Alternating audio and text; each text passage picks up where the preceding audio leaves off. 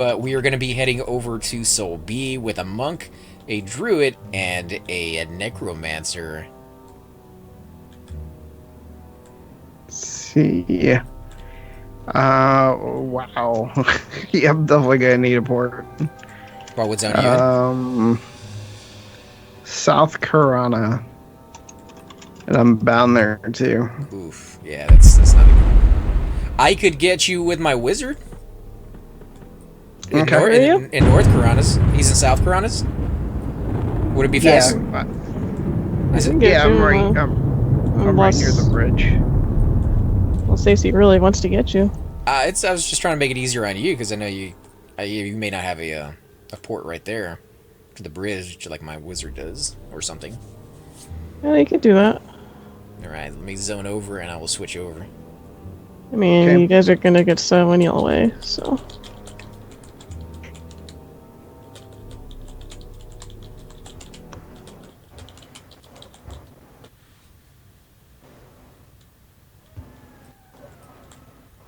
Alright, how many people are in Soul B anyways? 13 players! That's not too bad. They might be able to form a group over here.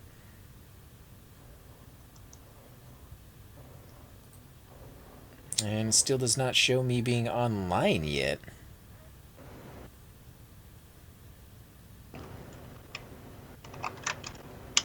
Huh.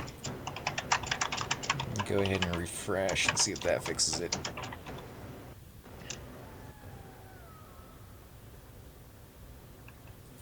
Refresh and see if that fixes it. Ah, yep, that's it.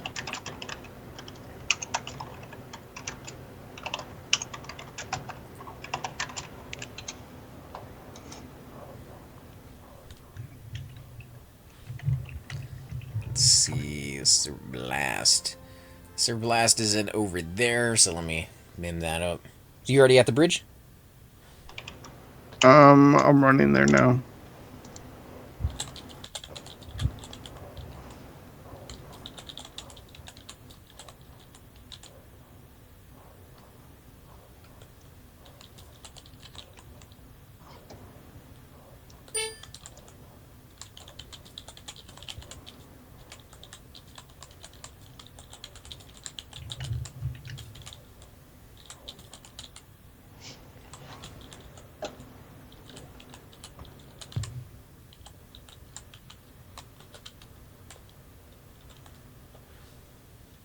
Man, zone.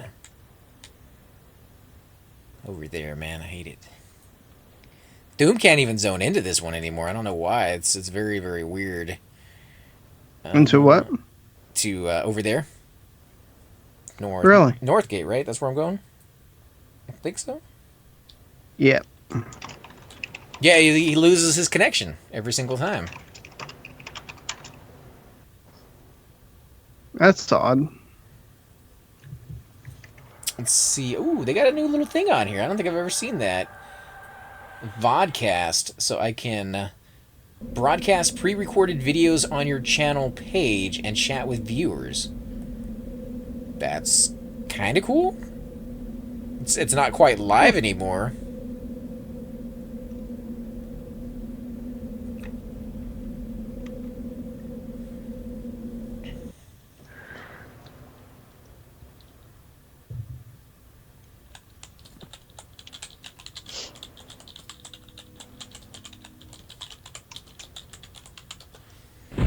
Alright, so I am in the zone now, and I do not see you. Oh, you're evil, right? I am. I'm on my way. Watch out, there's people up here. Oh no, not people! Where am I taking you? Neck, right? Ah. Yep.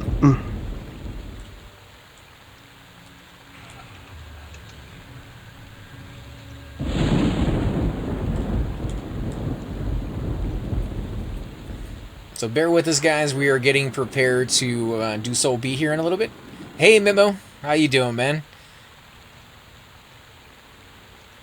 If you want to come out and join us, you guys are more than welcome. We're going to be going over to Soul B with our 40 pluses. Nicely done, sir. I know, right? You wanted to go to North, didn't you? Such an idiot. Oh, man. Okay, neck portal this time. It's beautiful. We did move at least, right? I mean, it wasn't a total loss. We did. Top-notch moved service. here to here. Right. Here to here. Yeah, AC's like, here, have some North Carolina guards.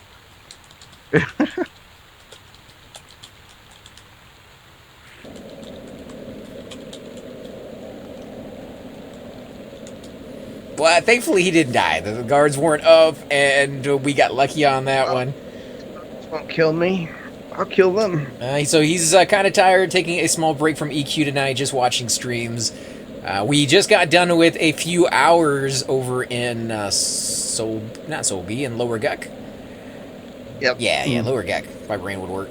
And we did fairly well over there. We didn't really get any loot. We spent most of it in the bedroom with some of our characters. We did film it, so you guys will be watching those videos come maybe next week at sometime when they finally get released. For now, though, we're gonna, I'm gonna have my monk as our main tank and pooler. Cypher is going to have his necromancer, as you guys see right before him. And Tara is going to have her druid. What, do you need something? You want to stay there real quick? What robe do you have on your other guy? Well, it's actually more than the robe that I need. Well, I'm just wondering. I only have if 4 pieces of equipment on me. This is a caster, so if you're transferring like a Froglet Bonecaster robe, it's lower. I can't get it. Yeah, I'm not gonna worry about the robe. It is a Bonecaster robe. Well, I can give you my. All right, that's a levitate wrong spell. I can give you my robe, and then you can give me yours. Yeah.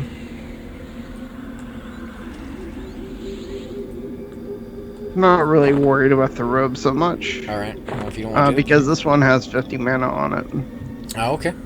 But I do need to get at least some pieces off of my wizard. Well, I do have a spot for a backpack, so if you got items there. Okay.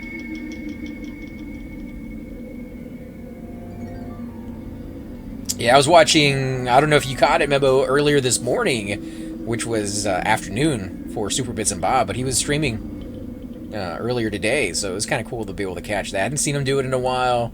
His health is always kind of one of those things that will stop him or, kind of let him go out in there and do his stuff. But he has one of those voices. You can just sit there and listen to it for hours. It's absolutely amazing.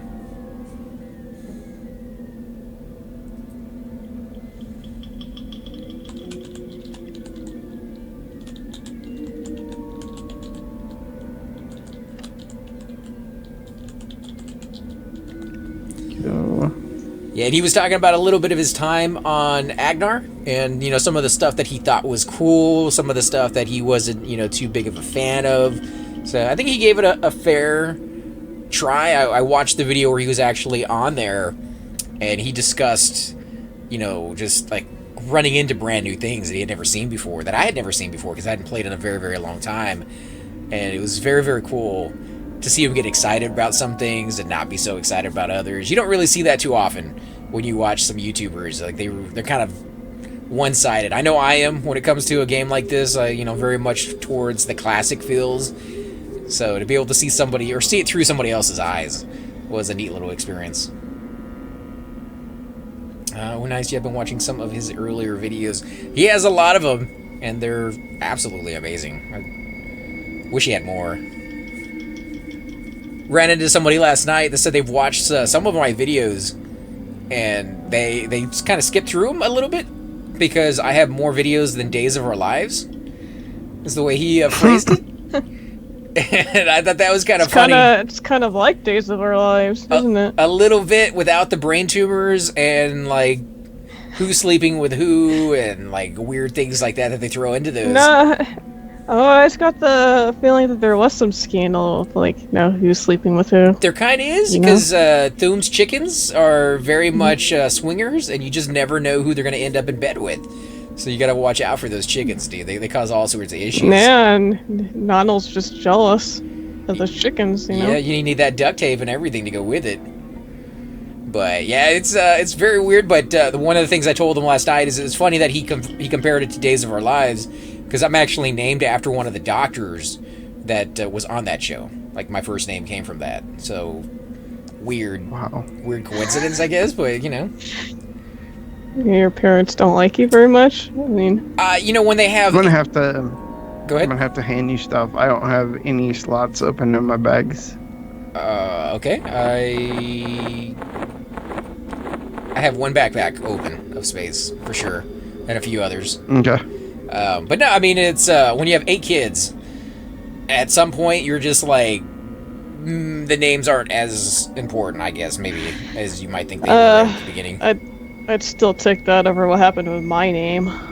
Why? What'd they do with your name? I was supposed to be named after my great-great-grandma, and I guess my dad thought her name had been Christina, but everybody called her Tina.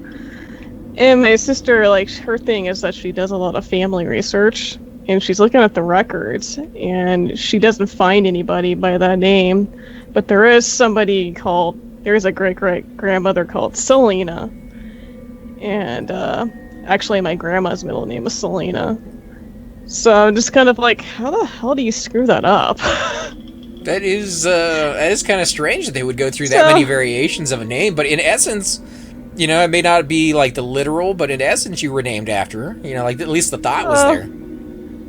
Technically, my name should be Selena, or maybe even Lena. Selena's good, you know, Selena's.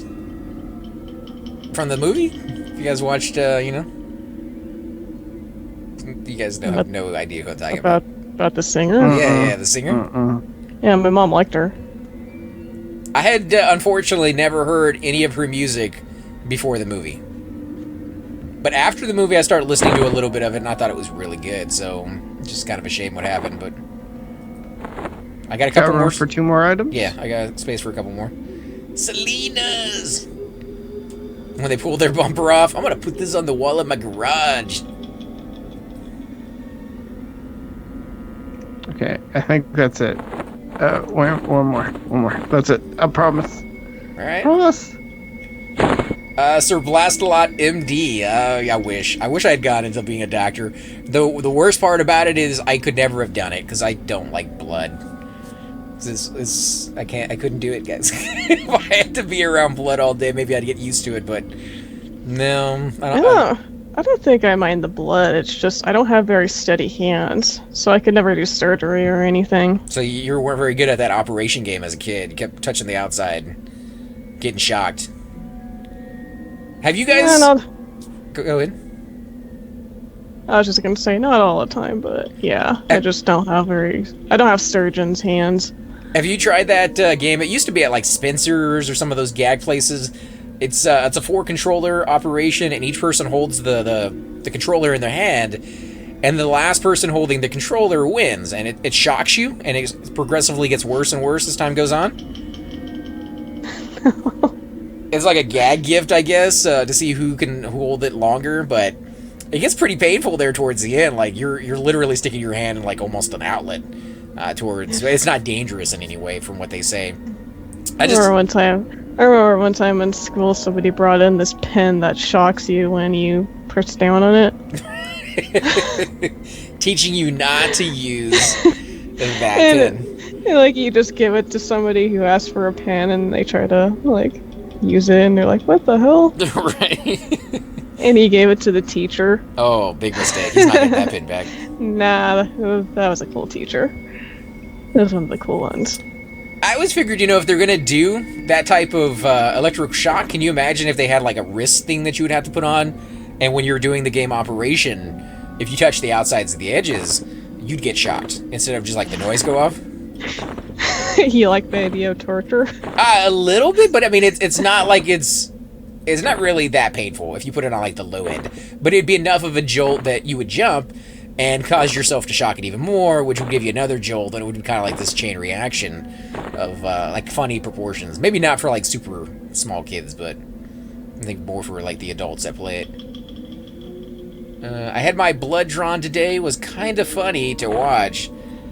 First Lady didn't know how, so she only got a tiny bit. She had to get more experienced nurse. I always have to get a more experienced nurse. My blood vessels or blood veins or whatever you call them, they roll. They like to move around on the nurses, so it always takes like the most skilled nurse to get me. And that's after the other nurses have gotten me like 5-6 times, and they feel really bad, and I look like a pincushion, and the last nurse doesn't really have very many options left, and I'm just sitting there kind of smiling. It's not like I don't like the pain or, I'm immune to it, but I know it's worse for them just looking at the expressions on their faces than it is for me. Jeez, she has trouble drawing blood. Can only imagine how bad she'd be at IVs. Yeah, I mean, it's just my veins. Some people have, like, really big veins that pop out. If you're like Vin Diesel or Arnold Schwarzenegger, just walking around, you can see the veins just protruding from their bodies. I don't have veins like that.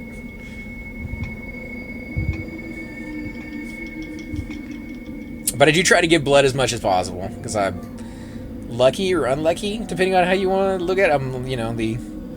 I'm the blood that everybody can use. I am too.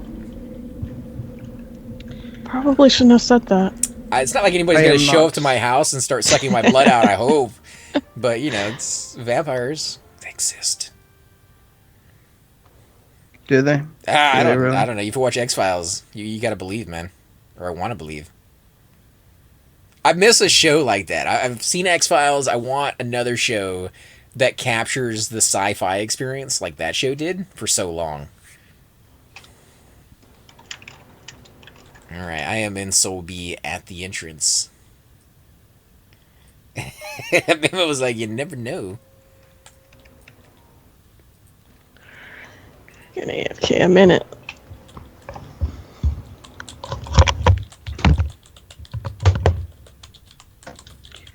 On my way. You're running over from the Wizard Port?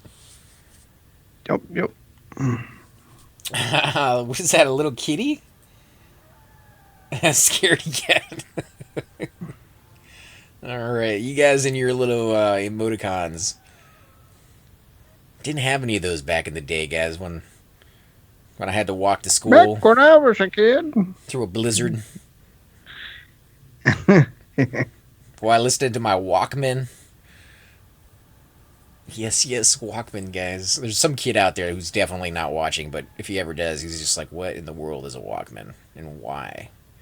So horrible. The CD players, I think, were the worst. And you guys will have to let me know your opinion on it, but the CD players were just... Every time you hit a bump, even in a car that had really good suspension, it would skip. It would skip and sometimes just, like, stop playing, and you'd have to start all over again. And the batteries never lasted very long on those things. They were horrible. They see you guys need a rogue. Mine's parked there in Soulby. Yeah, you guys are more than welcome to come over here and join us. Any of you guys who have a level 40 kind of tune, then we should be able to get experience with you. Yep. And we're going to have a monk, a necro, and a druid. So we got a little bit of charming and mezzing going on with the necro. We got a little bit of heals going on with our druid. And hopefully, if I don't suck it royally, you got somewhat decent pools going on with the monk. Although, it's been a while since I played my monk, and they have, not recently anymore, but they did do a change a while back that changed the way that sneak and hide kind of work when it comes to a monk, and the way they pool. So they fail a lot more often than they used to, which is more classic than it used to be. Which, we'll see. See how good it is, and if my skill level is high enough. But yeah, Pats fan, come out and join us, man. Just hit me up in the game. Let me know what character you're bringing, so I'll know what tune to save a spot for and invite when he finally gets here.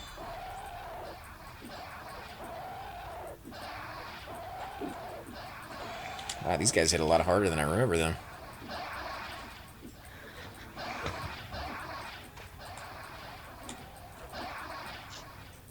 I might have to zone this or feign it.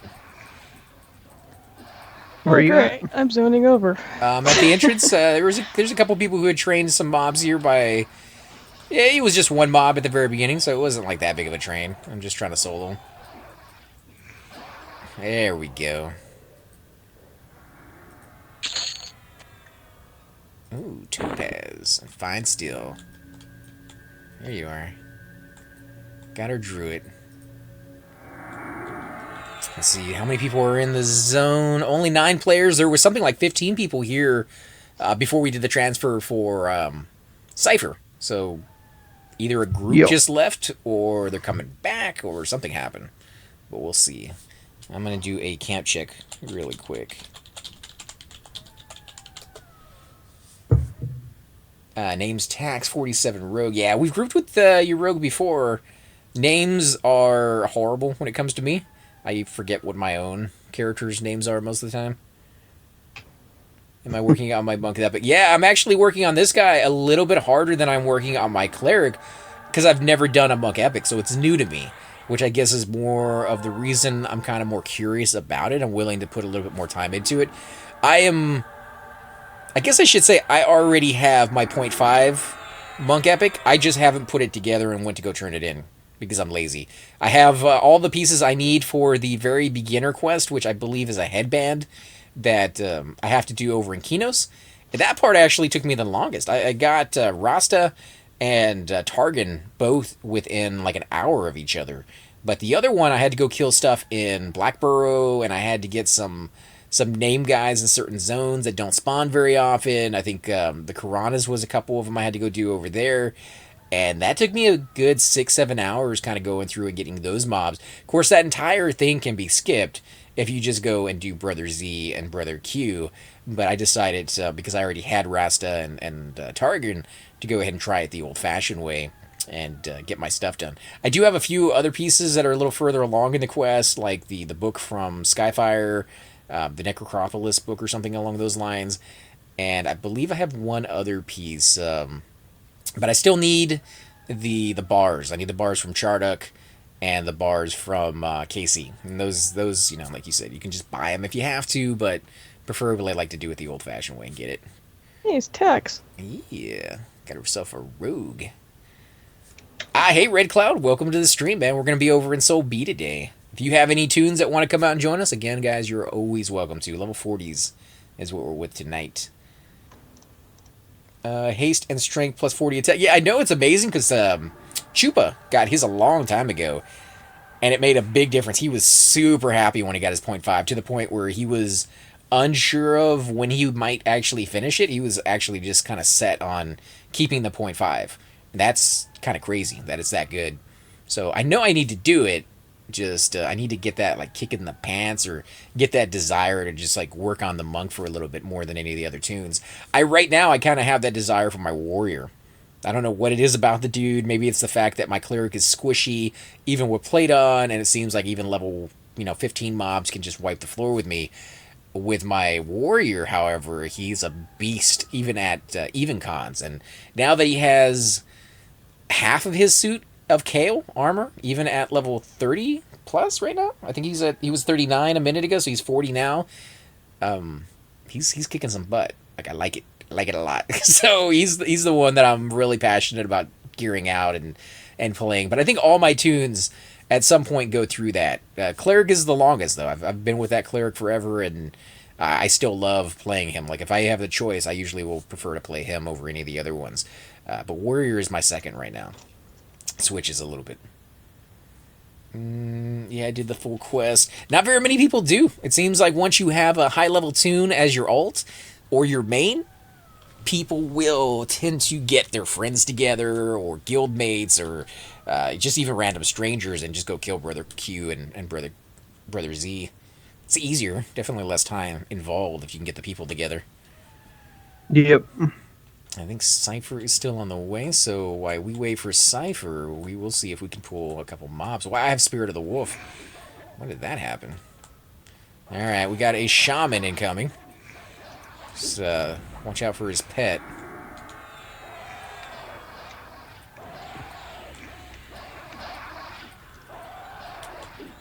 So I imagine most of you guys have been seeing a lot of streams for Agnar lately. Now, what's your take on it? Want to see what you guys feel about that server, if you like it. I watched Super Bits and Bob play a little bit on that server, and I have to say I kind of liked some of the graphical changes they did to it. Some of them I wasn't, a huge fan of, but the swamp that he was in, with the reeds in there, I thought that was kind of a nice little addition. Maybe not as many could have been put throughout the place, and I would have loved to have seen them snag people like the seaweed does in Siren's Grotto, but overall, I think that's kind of a cool attachment that they kind of put in there. The one thing I wasn't really a huge fan of was the way they kind of changed the zoning from Grob into the swamp. That was, I don't know if it was better or worse. It was just different. So, cool to see for the first time. Not thinking it adds that much. The same tunnel that you go through normally is pretty close to what they had. Theirs is a little bit more smooth, less blocky. So I kind of see why they went with it. Yeah. I don't know why them. One of the things I'm not a fan with, sorry, on the new maps is that they make them massive, but they don't fill them in with mobs. So they just make it more a spanse that you have to run across without having the extra mobs. Yeah, a lot of games do that. Like the new Zelda game definitely created these wide, stretches of array of landscapes with nothing in them. And I think maybe in their mindset they always like, well, we can go back and fill it in. It's a lot easier to fill in than it is to create more landscape. So let's just do that right off the bat. But they never do. They never go fill them in. So is there someone invis in front of me? Because where are you at? I can't move. Are you in the zone? Oh, there you are. No, you zoned in. You're gonna have to do rewind. Yeah, you zoned in like 2 feet off of the ground. You're floating right now. There you go. Let's see. Honestly, I've been waiting for you guys to try it out. I'm just avoided other people trying. I know Cypher Deck and I believe Hotbox, right? Yeah, Richard Heat. Yeah, Richard Heat is over there playing the game together. So maybe you might see some videos of those two guys, and I'm gonna give it a shot too. I'm a little bit more of a pessimist sometimes when it comes to those new servers. I want to give them a little bit of time to work out all the kinks, because I have heard all the negative stuff that goes on when a brand new server comes out and people losing their characters and all that kind of stuff. So I'm giving them a little bit of time, but eventually I will make my way over there. Come on, Kabold. You want some of this.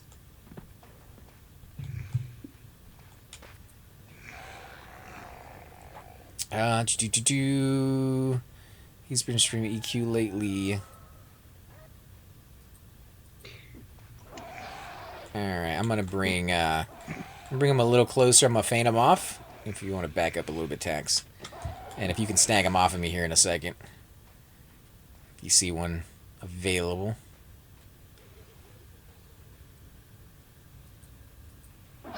Two is probably pretty good, right? We can do 2.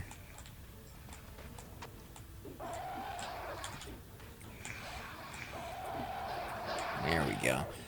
West Commons and East Commons are attached together. I haven't tried that server. I do believe West Commons, I believe all the Commons are attached together, right? Yes. Yeah, and the same thing for Oasis, Row, and the other Row. They're all one zone. And Freeport. Freeport has been changed too. If you're thinking of Agnar, from what I've been told and from what I've seen on the videos, the best way I could describe it is think of a live Everquest set on the first server, or set on the first expansion of Everquest. So it has all the abilities for the most part. I mean, there's a few of them that come with later expansions that are still in the game, but they're just not enabled. One of the things Cypher was letting me know, and I'll let him talk about it here in a second, was you found quest items, right, that aren't there yet? Yeah, so in the newbie areas, there are items so that you can get the quest armor dropping, but you can't actually do the quest armor quests because they're not in the game yet. So you can kind of see the route that they went, which is it's not classic. It's definitely more live than anything else, but they wanted to give you somewhat of a original feel without doing, I guess, all the legwork is the only nice way to put it. There'd be a lot of work. Like, these guys have spent years trying to take out the stuff that's not supposed to be in the game yet, and they probably don't want to do that. It's a lot of money. I don't blame them. It's a lot of work, and there probably wouldn't be too much demand for that. But it's still interesting. I still like seeing it, and hopefully I'll be able to go over there and try it out. And as Tax has mentioned, Co, which is if any of you have watched the Pantheon streams, he's the guy on there, and he's done a fantastic job with those. I would love to be able to pick his brain one day about how he does, all the stuff he does on his streams, because they look beautiful. But he's made a guild over there, and I think even Cypher was letting me know there's like thousands of people in that guild. I'm in his guild as well. I can't handle that many people. I mean, I'm in the guild, but the only person I know is Richard Heat. So I wonder how many people. You think a lot of people join because they've seen his videos and they just kind of like, well, maybe I can meet him one day, or is it like a really good, like friendly place? I ended up just joining because of the fact that Richard was in it. Right. I didn't really. I don't know what the thinkings and such of people are whenever they do that. I could have cared less, to be honest. I don't even know who the guy is. Man, I've seen his Pantheon stuff. That's the only thing I've seen of his, but he does a fantastic job with the Pantheon footage. Yeah. And he's part of the same network that I'm part of. He's part of Curse. Or Goal, man. Oh, Goal. You going down, dude. Suck some life. Just don't. Okay, so let that die. I mean, I can't control how fast me and a rogue kill. Like, we're really, really fast. Alright, we'll pull another so I can tab it. Alright, let me see if I can find some. We might try bats and bugs. I was kind of easing Tara into it, see if she'll let us know how bad her mana is being drained by having a monk pull and be the tank. But if it's not too terribly bad, we might try bats and bugs. 50 mana. Just about. Well, the only reason my health was going down is because I was healing you that round. Alright, I got 2 incoming. Yeah, I'm mezzing the ads. These are from the King Room, which is completely empty right now. I mean, it's full of mobs, but there's nobody in there. So we could try the King Room. Yeah, I'm never quick to adopt stuff like that. I was just in Soul B window. If you're still in there and you want to come join us, man, you're more than welcome to. We got 2 spots open for anybody. I can't handle these new zones. You're right. They're empty. They wanted to make money. Don't sugarcoat AC. I can't blame a company for wanting to make money. That's the only way they stay in business. It's the only way they produce more footage. I can blame a company for the way they go about making their money. And I look at that from a player's point of view more than I do from, a game maker's point of view. And sometimes maybe I shouldn't. I don't know. I don't know exactly how that's supposed to work out. But I think there's plenty of people out there that are happy with Agnar. And they're enjoying it. Spell off, man. So they're clearly doing something right.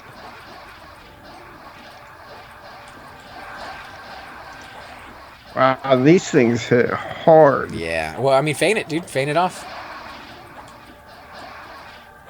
Oh, he's at 3%. Okay, that put me down to 15 mana. From healing the Necro. Yeah, try to be a little bit more careful with the pools. If you guys want to move up to King Room Hallway, we can maybe try doing the King Room. I don't know if I have the skill to pull this. Oh, there's already somebody here.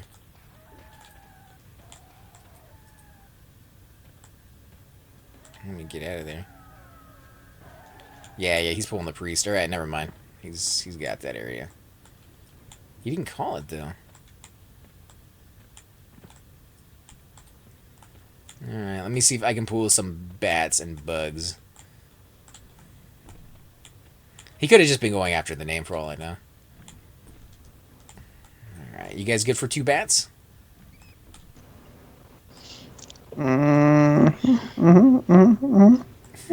Like 40 mana. Alright, 2 bats coming in. I'll bring them back to the entrance to start with, and if we do well, we'll move. Yeah, I'll mess one and then fade death so that whenever it breaks, it'll go back on you. And Tax said he'd love to do bats and bugs, so we got one vote for it. I'm gonna go ahead and min myself. 78%. Seems like we're killing pretty quickly. But yeah, I love to watch the footage and see what other people were saying about the game. And kind of experience EverQuest in a new way. I mean, I might not have the patience to sit there and learn all that stuff about the new... Like, some of the items, Superbit's got a robe, not a robe, a cloak given to him while he was playing, and it had some kind of effect on it. And Cypher was trying to explain to me that now the items, they augment you in different ways, not just with AA points, but like the actual item itself. They have that in EverQuest too. Did not know they incorporated that into to the original EverQuest, which kind of cool. Do you like that aspect, Cypher, or are you not 100% sold on it? You mean as far as the augments go? Yeah, like, you know, the items will give you plus something into your, like, critical avoidance or potency. Like, you know, those are the ones you were telling me about. Yeah, I don't mind those at all. Did they do it? Because of the fact it's not overpowered or anything like that. Did they do it to older items? Like, are there older items that were completely worthless before, but now are actually kind of good because they have those? Like the 7th cap has a bonus to it. Oh my god. Where did he go? Oh, there he goes. Leave it. All my spells just take so long to cast now. Yeah. Ugh, resist, bastard. Nah, we got him. He's at 6% now. Should we move up to bugs and bats? I think so. I think we showed that we have what we can do to take those. Haven't tried any bugs, but they shouldn't be that bad, right? Shouldn't be. As long as we only get like one or so. No guarantees, dude. I'm gonna change to root as my, so I can dot one while you're killing one. All right.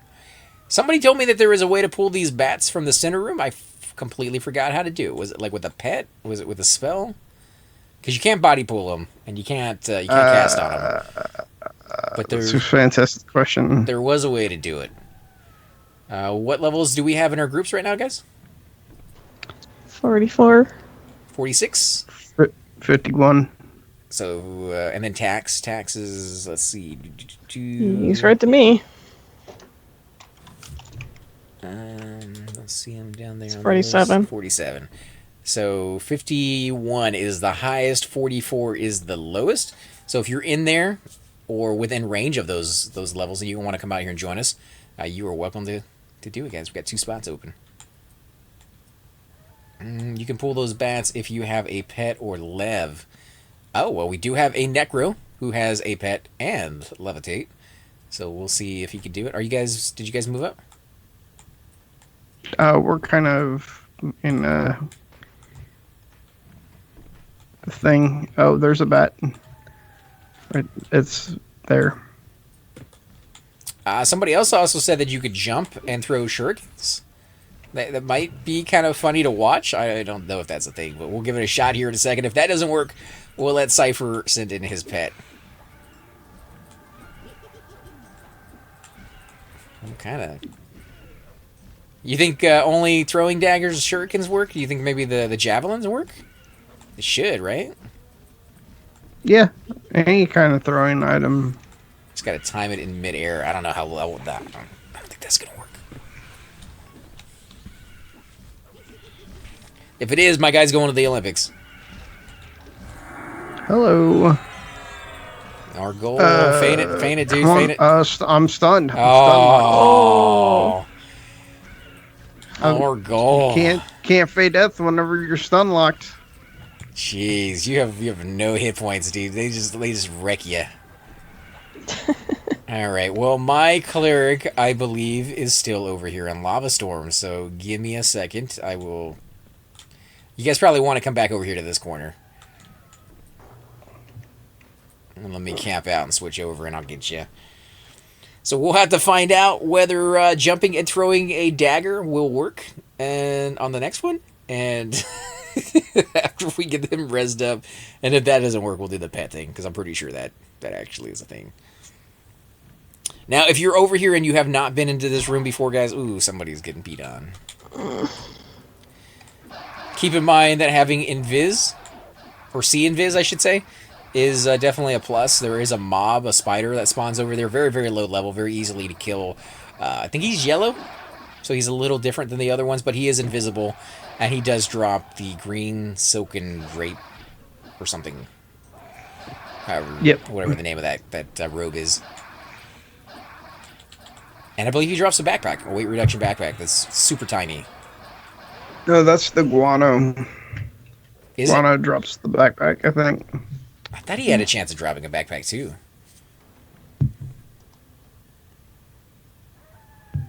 Somebody is camping guano, though. Somebody wants that guy.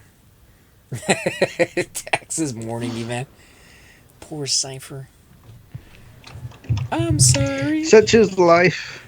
So sorry. We opened up a dimensional rift. I'm sorry. Mm-hmm. Now, is there any zone that you're looking forward to going to on Agnar that maybe you just couldn't go to on this one, or? Well, I mean, being in a guild that has 1,000 people in it, no zone is untouchable as long as you get high enough level. And they were doing a raid last night for 46 plus, if I remember correctly. But to be honest, there's only like 28 to 30 people in that 1,000 people guild that are 46 plus. So. Oh yeah, for now, anyways. I mean, in a week, people being the max level is just absolutely nuts. I would like to think that it would take longer than a week over here, and it probably would, just, because you level a lot slower. There's no experience potions like there is over there. But I think it wouldn't be much longer. Like the hardcore neckbeards, 24 hours a day, no sleep, no eating, going to the bathroom in a bucket or a sock, they could probably get to high levels, right? I mean, there's really good places to go to that you get insane experience. Yeah, I mean, once you get to a point, like for my shaman, once I get 24, I should be able to level pretty fast. No, I just meant like on p99. Like if somebody wanted to get to level 50 in a week, I think it's possible. You'd have to go full bore into it, man. Like it had to be like a 24-hour thing, but. Well, yeah, I mean, you'd have to probably live on about 4 or 5 hours of sleep a day. If that, dude, I wouldn't think you would even get that much sleep. Yeah, I mean, look at how fast I got my cleric up to 50, and also epic. I mean, that's 4 to 5 hours of sleep a night. And I do remember people when they came out with new expansions that wanted to get to max level first, doing sleeping parties, which is where like 2 people in the group will go to bed. They will get experience because the rest of the group is doing work, and then when they come back, 2 other people will go to bed, and they will filter it out that way so that there is constant experience coming in for everybody. Yeah. So, yeah, I guess I don't know, man. That just seems like you're losing out on. But yeah, it's not only is it not enjoyable at that point, but you're losing out on a lot of the flavor of the game, which is, I think, the whole reason of coming back. Maybe I'm wrong. I do know that people are selling chronos over there for about $1,000, which is a lot less than they sell for anywhere else on any of the other servers. So I guess if you can get up to max level, you could build up enough chronos to survive for maybe a year and not have to worry about money.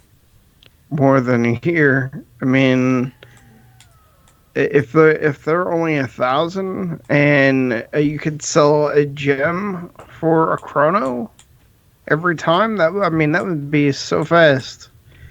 If you were high enough level to take advantage of it, like you'd have to be max level to benefit. And then after, a little while after the game's been out, you'd be selling, the mana stones and You know, some of the more rare items that you wouldn't be able to get anywhere else. Yeah. Alright, I'm going to heal Tax up. I'll heal Orgul up as well. And then once that fight is over, if you guys want to invite me in, I will give you guys Heroic Bond and symbols for Orgul so he doesn't die again. Yeah, because clearly he's the one that needs it most. Well, I mean, he does tend to put himself in very, very dangerous positions. That Situation. yeah, situations. Well, you know, Yeah, pretty. he tends to turn around and bend over for the mobs. He does a little bit, and I did a little bit of that earlier today on my warrior when I was playing my ogre, and it was Nonal who was finding his way up my butt. A dark elf at that, not even a gnome, but a dark elf found his way up there. And I think he said he saw somebody, right? Was it a high elf that was telling him to save himself, or was that Britney Spears? Mm. Don't remember who it was. Wasn't good, guys. This is horrible. All right, so picking up Britney Spears now. Let's do symbols, and I will give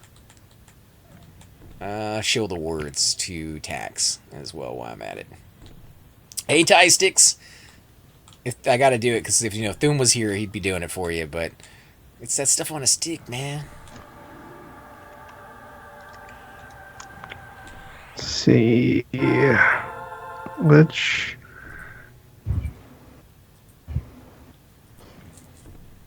And what else do I want? Hey, Vision. Yeah, tonight's a little bit later on the stream than normal. We shot some footage over in Lower Guck. Oh man, come on. Uh-oh. Bet. Come on, Bet. I'm gonna go ahead and root him. I got enough for Alright, flip-flop. Bat is rooted. I'm gonna cast Tax a heal, and I'm gonna disband and camp out. Switch over. He of course he didn't take my Fey Death. He's rated anyways. You guys are good. Yeah, we shot some footage over in Lower Guck, and once we got done with over there, we decided we still had enough energy and desire to keep playing. So we figured, hey, we'll do a little bit of a late stream. Hasn't been too many P99 video streams coming out lately, so want to give you guys something to watch and enjoy when you're...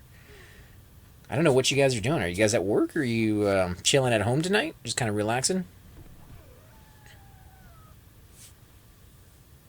I know that's what I was doing when I was watching Super Bits and Bob. I know every time I watch his videos, it gets me back into playing EverQuest, even if I'm burned out. And what it is about him, it's just so relaxing to watch and hear him talk about it.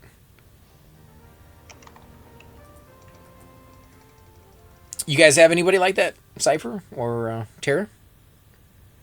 Any streamers out there, not even for just EverQuest, but just like any game in general? Well, I really don't get a chance to stream very much or watch streams just because of where I live, but I like watching Summit play Player Unknown and also Counter-Strike. What about you, Terry? Makes me want to play Player Unknown. The only other streamer I watch is... He's actually a Resident Evil speedrunner. Now, I have seen people do that, the speedrunning. Is that something you enjoy watching? Oh yeah, I enjoy trying to do it too. Like the fastest you can possibly do it without getting like any of the secrets, or did they try to go out and get all the secrets too? No, it's just getting through the game as fast as you can. Alright, let's see if we can do this, guys. Not to change the subject, but I'm going to try the infamous jump and throw a dagger. I'm 21 mana, by the way. Sorry about that, guys. That does not seem to be working. Yeah, that does not seem to be working with the spear. Here, let me give you this. You went too close. See if this helps. Maybe it has a range. Yeah, it says range 205. It says range is 205. It doesn't say if there's a distance on like minimum of 25 feet or something.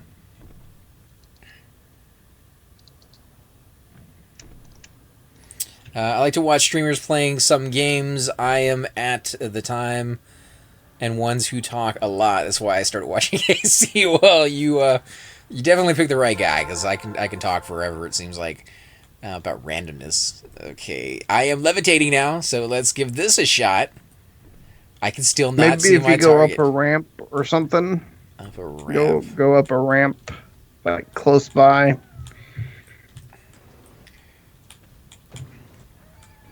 Okay, this is about as high as I can get. Oh, there, they yeah. see me. There you go. Ah, okay, so there is a little bit to the height. If I was Michael Jordan and I could jump high enough. Yeah, don't. Not a good idea, huh? You're not. Birded one. Back up.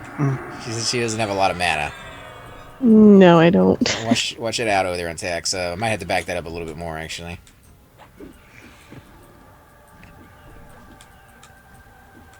Game bond of death on this, and could I move this? Can you mez that one, Cypher, or are they too high for you?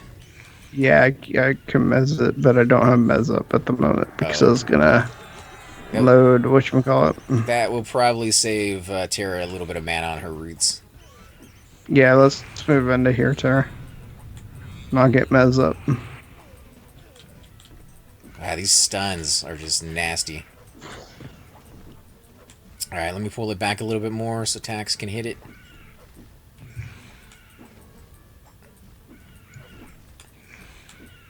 Alright, we got it down to 31%. How are you on mana? 23. You're 83?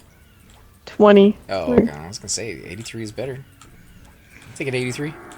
Now I'm 14.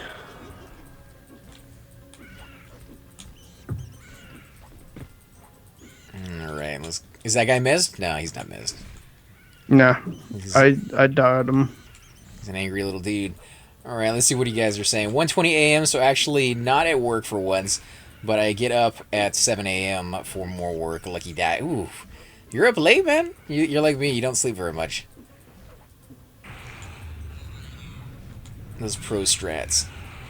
It's good that Guano is camped, or you would have 2 roaming bats in that room. I wouldn't mind the roaming bats. Oh my god. Dude, death is incoming. Just looked at my own life. I'm at 20%. I did see somebody in the game with the name that is called Death Becomes, and I'm guessing his last name is going to be her? Or at least that's what I assume. Or Death Becomes Me. That could work too, yeah. I didn't see what class he was, so that might have kind of added into the overall idea of what he was going with. But you said Chords, which is a bard, wasn't named after the musical note. It's actually named after your coordinates. Yeah. Which, because of the fact that he runs so fast, he is always changing coordinates. That's why I never knew what to put his last name. Tax says, I need to get that hammer soon so I can hammer out of places. You have to have that as a melee class. That is just a given. Although you're playing a rogue, there's not very many zones you can't sneak out of, especially when you start getting into like Seb and... I'm trying to think of zones that Alar has a hard time getting out of. I think the hole is a zone that they see through your sneak in certain places. Soul B, this is a place that they see through your sneak right here at the exact spot that we're sitting. These guys will see through it and just beat you. All right, I guess I'll not lich for a minute. Oh, hey, there we go. Thank you. Yeah, sir, I'd like some more. Let me get that life tap off. That's what I was waiting for right there. Get my bond of death on. Get my leech going. There we go. Oh, I feel so much better now. You have Regen on? Yeah, it's bond of death is the leech. It stays on for a long time. So, like right now, the amount of hit points that I'm taking from Lich plus versus that is 0, meaning that I've evened my hit points out. Oh, okay. Well, I mean, if you give mana to Tara. She can help you out with the buffs and stuff. So I have no mana. that was the problem. Is I was trying to get to where I could get mana again. I think I got some bandages, so I don't know why I'm sitting here. Let me bandage up Tax here. Now, I have been working on my Bind Wound by playing my warrior over at the entrance to Lower Guck. He doesn't solo nearly as well as my monk does. They root like crazy in that zone. And so having to work an enemy down, sometimes getting beat by 2 enemies at the same time, especially when you're breaking the area, and getting rooted by one is a nightmare because you can't feign. So he's having a little bit more trouble with it, which means he has to use Bind Wound a lot more. And I went up from, I believe, around 80 on my Bind Wound skill to about 150 just doing 1 level in that zone. But I'm getting experience, and it's pretty decent experience, and it's kind of fun. It's challenging. So if you're looking for a way to level up your warrior's Bind Wound and you don't want to do the more common tactic, which is go to Lava Storm, sit in the fire for a little bit, bind up, sit in the fire, bind up, Lower Guck is a place I would suggest. You're going to get beat on enough that you are going to be using Bind Wound quite a bit, but not so much that it's impossible for you to do it. Let's see. All right, Paul. How are you with mana, Tara? 45. All right, that should be good for at least. Yeah, I'm healing. But I need my heals, my own heals. Let's see what I can find. That's the only thing you have to get used to whenever you're in a group with a necromancer or as a necromancer, is that you're not just doing dots all the time. Like I just got to be able to pull those. If I wasn't the tank, I think we'd be having a lot more of an easier time with this. I just don't take the hits as well as I need to. Let's see. Yeah, I try to be asleep by 3:30 to 4 a.m. and then maybe catch 30-minute nap in between jobs tomorrow. It's how I function. I'm right there with you. If I'm lucky, I get that 30 to 40-minute nap. Lately, though, I've been sleeping a whole lot. I've been under the weather. I've been sick for about the last week or so, which is why you guys haven't seen any streams from me. And my channel's been slacking. There's been Everquest videos daily because I've gotten those built up for a little while. I'm running low on them, but those were built up for me. None of the other videos have been scheduled, so like the Day of Infamy ones and Terror Tech and Craft the World, like none of those have been put out. So hopefully before long I can catch up and start putting those out there for you guys to watch. And I do promise those Halo ones are coming. Halo, Gears of War, and Destiny are on their way. I am supposed to get my new controller and new mic and headset and all that kind of stuff coming in today at some point, but I didn't see it, so. Wow, he's killed everything in here. Let's go a different route then. There we go, Lava Beetle. Come for me. Did you put up an 11-hour video? I've still got to watch that. I do have some really long ones in there. Not too many. It's very rare that I actually have the time to play for like 11, 12 hours uninterrupted. It's super uncommon. But when I do and we do the streams, it's really fun. And for most of you guys out there, I imagine that's probably going to be, a week's worth of watching if you decide to watch it at all. But most of them around 30 to 40 minutes. Trying to see which one you're not attacking. The one in the back is the one I'm not attacking. Yeah, no, I'm going to go ahead and heal you. One munching on me. Is it munching on you? It's just sitting there on mine. It was. And then I'm going to go ahead and take a life tap out of you. Okay, or not. It's like it slammed in the face. Oh, with a can of mace. Thank you, Red Cloud. Yeah, I am feeling a lot better than I was before. Orgul's about to die yet again. Oh, don't die again, dude. Faint it off, man. Faint it off and stay down. We got this. Yeah, I'm at 10 mana.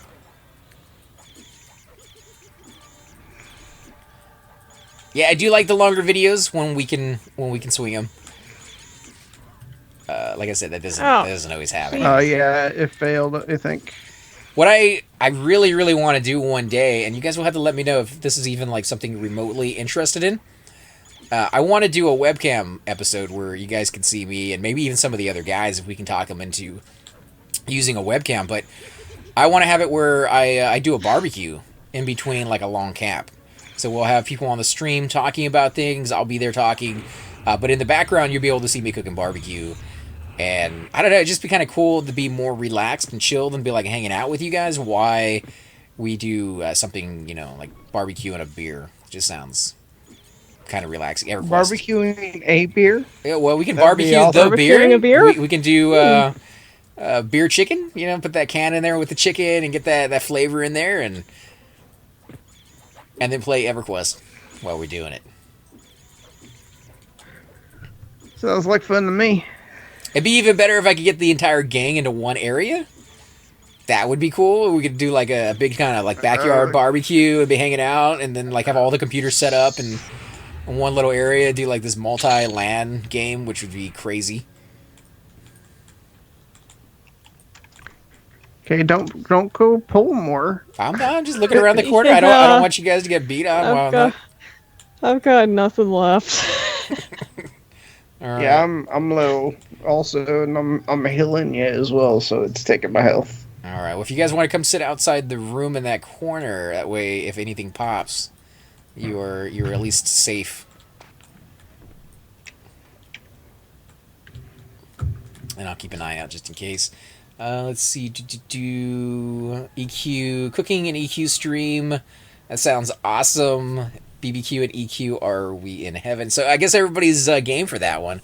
We'll have to try it. I would love to just chill and do I love cooking barbecue. It's just one of my favorite things to do. Sonic bat. See, that's the bat I was worried about, and there he is. Oh, There he is. Yeah. And I just got rid of my mez too. It's alright. We don't need to mez this guy. If you want to siphon life off of him, you're more than welcome. Yeah, I'm gonna getting a spell up. Getting this spell. It was like, just be careful not to excite too much with the chicken on the menu. We'll have to make sure we didn't get the chicken from him. I like mine without the special sauce. Cypher's chicken, on the other hand, we're going to make sure it has extra special sauce. We got Cordy over here. Cordy, is he going to join us? What level is he? Oh, he's red. That doesn't mean too much. Cordy is a 54. That's not too bad, right? We got a 51. You guys want me to see if he wants to join? he wants to join. He asked. Oh, okay. Sweet. Throw him in there. Okay.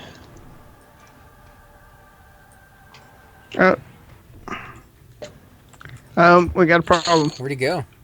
Oh, yeah. Booked I was 9%. It takes go. like 20 seconds for me to cast this song. This 7 seconds. Oh, you got it. We're getting Feels like 20. So a 54 Paladin. I believe we found our new tank. I can pull, but he's going to be taking it if he doesn't mind. So let's let you med up for a few more seconds. Let us know when you're at a decent mana that you want us to pull at least one. I needed more than a few seconds. Well, we have been spoiled with our groups. We usually have a bard. We've actually been very, very spoiled lately. We've been getting a bard and an enchanter in our group lately, which is mind-boggling. It's amazing. And if we can get a druid in there, level 60 with protection of the glades, I think we wouldn't know what to do with ourselves. What about you, Cypher? I wouldn't. Just throw mana everywhere. Just throw it in the sky. You want? I'll give you mana. I'll give you mana. I might actually like even Oprah attack. Winfrey. I'll buy that for $1. Yeah, you get some mana. You get some mana. I think your wizard would die like every 4 seconds because you would just be unable to resist casting at full mana. Like, you just have to do it. And I think things would go bad very, very fast. Yeah, I'd like to actually try a wizard on live because I don't think they get resisted as much over there as they do here. Well, you said they had potency items that you could get on there to increase it so that you don't get resisted. Well, see, it's I don't know. What it has is you get a bonus percentage to beneficial buffs, or your dots don't are faster, meaning that the dot will run its course in less time. That kind of thing. All right, I'm gonna let Cordy. Look at him. Yeah, He's going and pulling and everything. yeah, he's doing it good. He gets that lull, so I'm gonna let him do that stuff, man.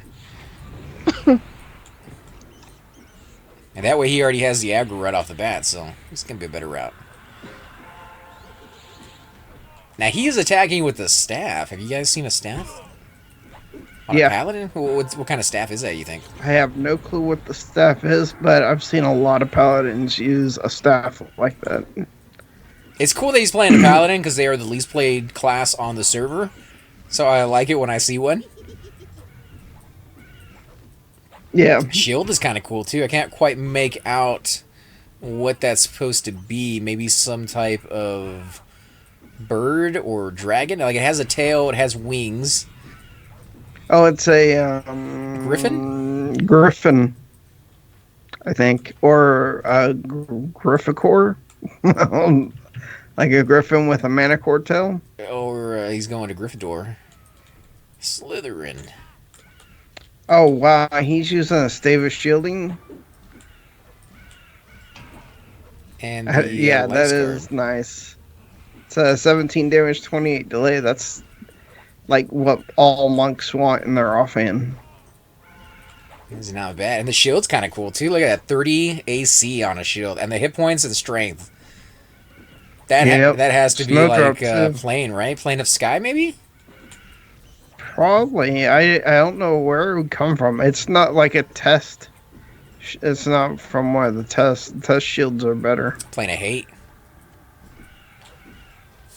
Yeah. I don't know, it's interesting to me because, as I said, you don't see too many paladins. So being able to get a little familiar with the armor that they're wearing is something that you don't run into every day on here. I haven't been able to get the sword from a hate. I wouldn't think there would be a lot of competition, though, for it. There is. There is? Shadow Knights. No, for the paladin. Shadow Knights want it as well. Why? For the sword from hate, it's the Dark Metal Falchion. I have seen it drop many, many times. I kind of didn't want to mention that because it's probably rubbing it into him, but... Know how many times I've been up to hate with Malagdori and never seen it? Oh, man, come on. You've been up there with me several times, and I think every single time I've gone, oh, he got a Death Beetle. Nice. I think every single time I've gone up there, we've seen it drop. Now, I don't know if there was always somebody there to loot it, but... Not whenever I was there. I would have been all over it. Cypher Winfrey? Oh, because you were giving houses to everybody? You get a house. You get a house. You get a car. You get a car. It's funny. In fact, everybody who's gets here a car. I saw that in the movie, was it Ocean's 12, Ocean's 13? Where the night before he's watching Oprah and she's giving like a free house to some impoverished people, and the guy was crying about it. And I'm like, I haven't watched Oprah Winfrey in a long time, but that is amazing. If she actually does that, that is... Did that. She doesn't have that show anymore. Doesn't she have like a book show or something? Yeah, she's something on channel. Yeah, Oprah Winfrey channel. Well, it's bigger. Like she could put herself on that channel 24 hours a day if she wants to. But she doesn't do a show like her old show where she was giving things away. Ah, okay. She does more reporter. She was doing her own show though. Like it wasn't the same format, but she was doing a show where she would She's doing it more as a reporter than anything else. I can't blame her. After all those years, you probably want to, take it easy, rest, relax, and not have a schedule that you got to keep up every week. I mean, I more or less boycotted her show because I was pissed off about the fact that they more or less took Discovery Health. I loved that channel. And she took it. Discovery Health. I don't think I've ever seen that one. What was on that? I mean, obviously it sounds like a medical kind of thing, but did they show like something I'd recognize? Did we lose it? I don't know. What was the show that you liked the most?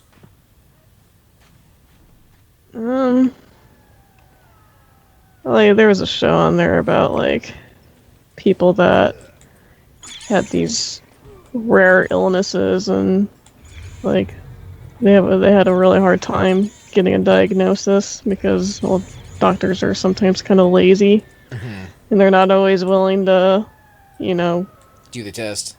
go the extra mile and think outside the box and do a little extra research, and so like they're basically suffering sometimes for years not knowing what they have. Yeah, and sometimes medicine is not it's not exact science as you might think. Ouch. I had a what is she? She's like a second cousin or something like that removed. But she was pregnant, and she didn't know it. She actually went into the hospital one night because she was getting pains in her stomach, and they were like, "You're giving birth." So, yeah, they missed things. There's actually a show about women like that. They didn't know they were pregnant, and like all of a sudden they're giving birth. That was her. I mean, everybody was like, "That's not possible. How do you not?" And she went in for a checkup, a few weeks before that. They didn't find anything, which seems like, how could you miss that? But I guess if they're not checking exactly for whether you're pregnant or not, I guess it's missable because they did it. It's just kind of funny. Like, surprise, we got a baby. No warning. Well, sometimes women will take the pregnancy test, like the home pregnancy test, a little too soon. And I think if you take it too early, it's not always going to pick up on it. Oh, there's a greater chance that it won't. I understand that, but then you still have like 6 or 7 and then months. And then there are women that they don't really gain weight. Which was her. She didn't gain any weight. She was still doing everything that she was doing before. She didn't have any morning sickness. And sometimes they can even have some bleeding. And they'll think it's their period. So yeah, it's just it's kind of nuts. It was a little surprise. I'm guessing for the husband. Jeez, I got a baby. Freaking scary. I can only imagine how scary that would be. Isn't my favorite group of p99 streamers? Where's that over 60 potty mouth barbarian? He is in bed, tucked in, nice and comfy. I imagine by now he's not able to come out and play with us as late as the we're the dreaming other guys. About him. Yeah, he has to go to the library to play, which is kind of sucky. That he has to make that long trip. I hate that he has to do that, but he lives out in the middle of nowhere, and he just doesn't have internet worth a darn any other way. He has lately, though, gotten some wireless internet that he's kind of been able to use. It's very spotty. Some days it works, some days it doesn't. But either way, he wakes up really early, and he likes to get to sleep, so he's not able to play until 2, 3 in the morning. Mystery Diagnosis? Was that the name of it? Yeah, that's what it was called. Couldn't think of a better way to poke the bear. Forgot those stuck there. You gotta be careful when sticking through, man. He'll come back with a chicken on you. I don't know. I used to love the Discovery Channel and the History Channel back when they were like MTV, when they actually played music or the shows that they described that they were going to play. Now they're more like the MTV2, which is all reality shows. And I can't say I'm like 100% against reality shows. I like, a good bit of them, but I miss those old documentaries on like the history of the Egyptians or, Plymouth Rock or, just any subject in general, space especially. South Park, they made an episode where they made fun of all that, and it was. Did you see that one, Cypher, where they were talking about like ghosts and aliens for the first Thanksgiving? Oh yeah. They ended up. It was all about the gravy or the stuffing. I forget what it was. I think it was the stuffing. I think they was making fun more of like the conspiracy theory stuff that a lot of these channels are playing now. Like, especially the History Channel. That's all they're playing. It's gotten so much into that it's weird, because I remember some of these footage, these exact scenes that they show, and they did that in South Park again, but these exact scenes that they would show for, oh, this is how it worked with the Indians or the Native Americans and the settlers, the exact same footage for this is aliens or this is a ghost with the same guy's voice. The only thing that goes through my mind when I see that is the guy who did the voiceover, what did he think when he was sitting in front or standing in front of that screen reading off the lines to the same footage, being like, so now it's aliens? Like, now it's ghosts?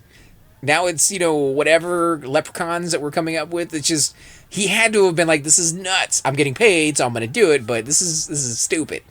But they keep coming out with it. It cracks me up sometimes. It makes me very sad at the same time, but really wish they would go back to some of their old space shows, and especially when it comes to Mars. Yep. We're supposed to be on Mars by now, dude.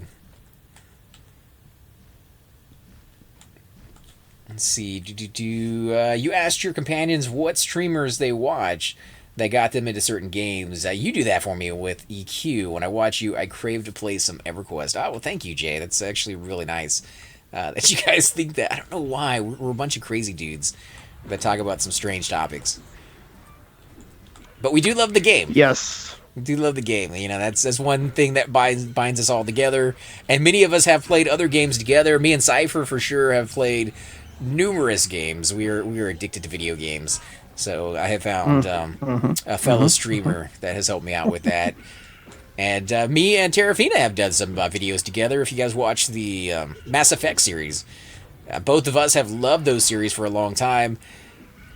I don't know what to say about the new one. I really, really, really did not want to say anything negative about it, because I love the series so much that I want to see it going, but it just did not meet up to my standards of the past games.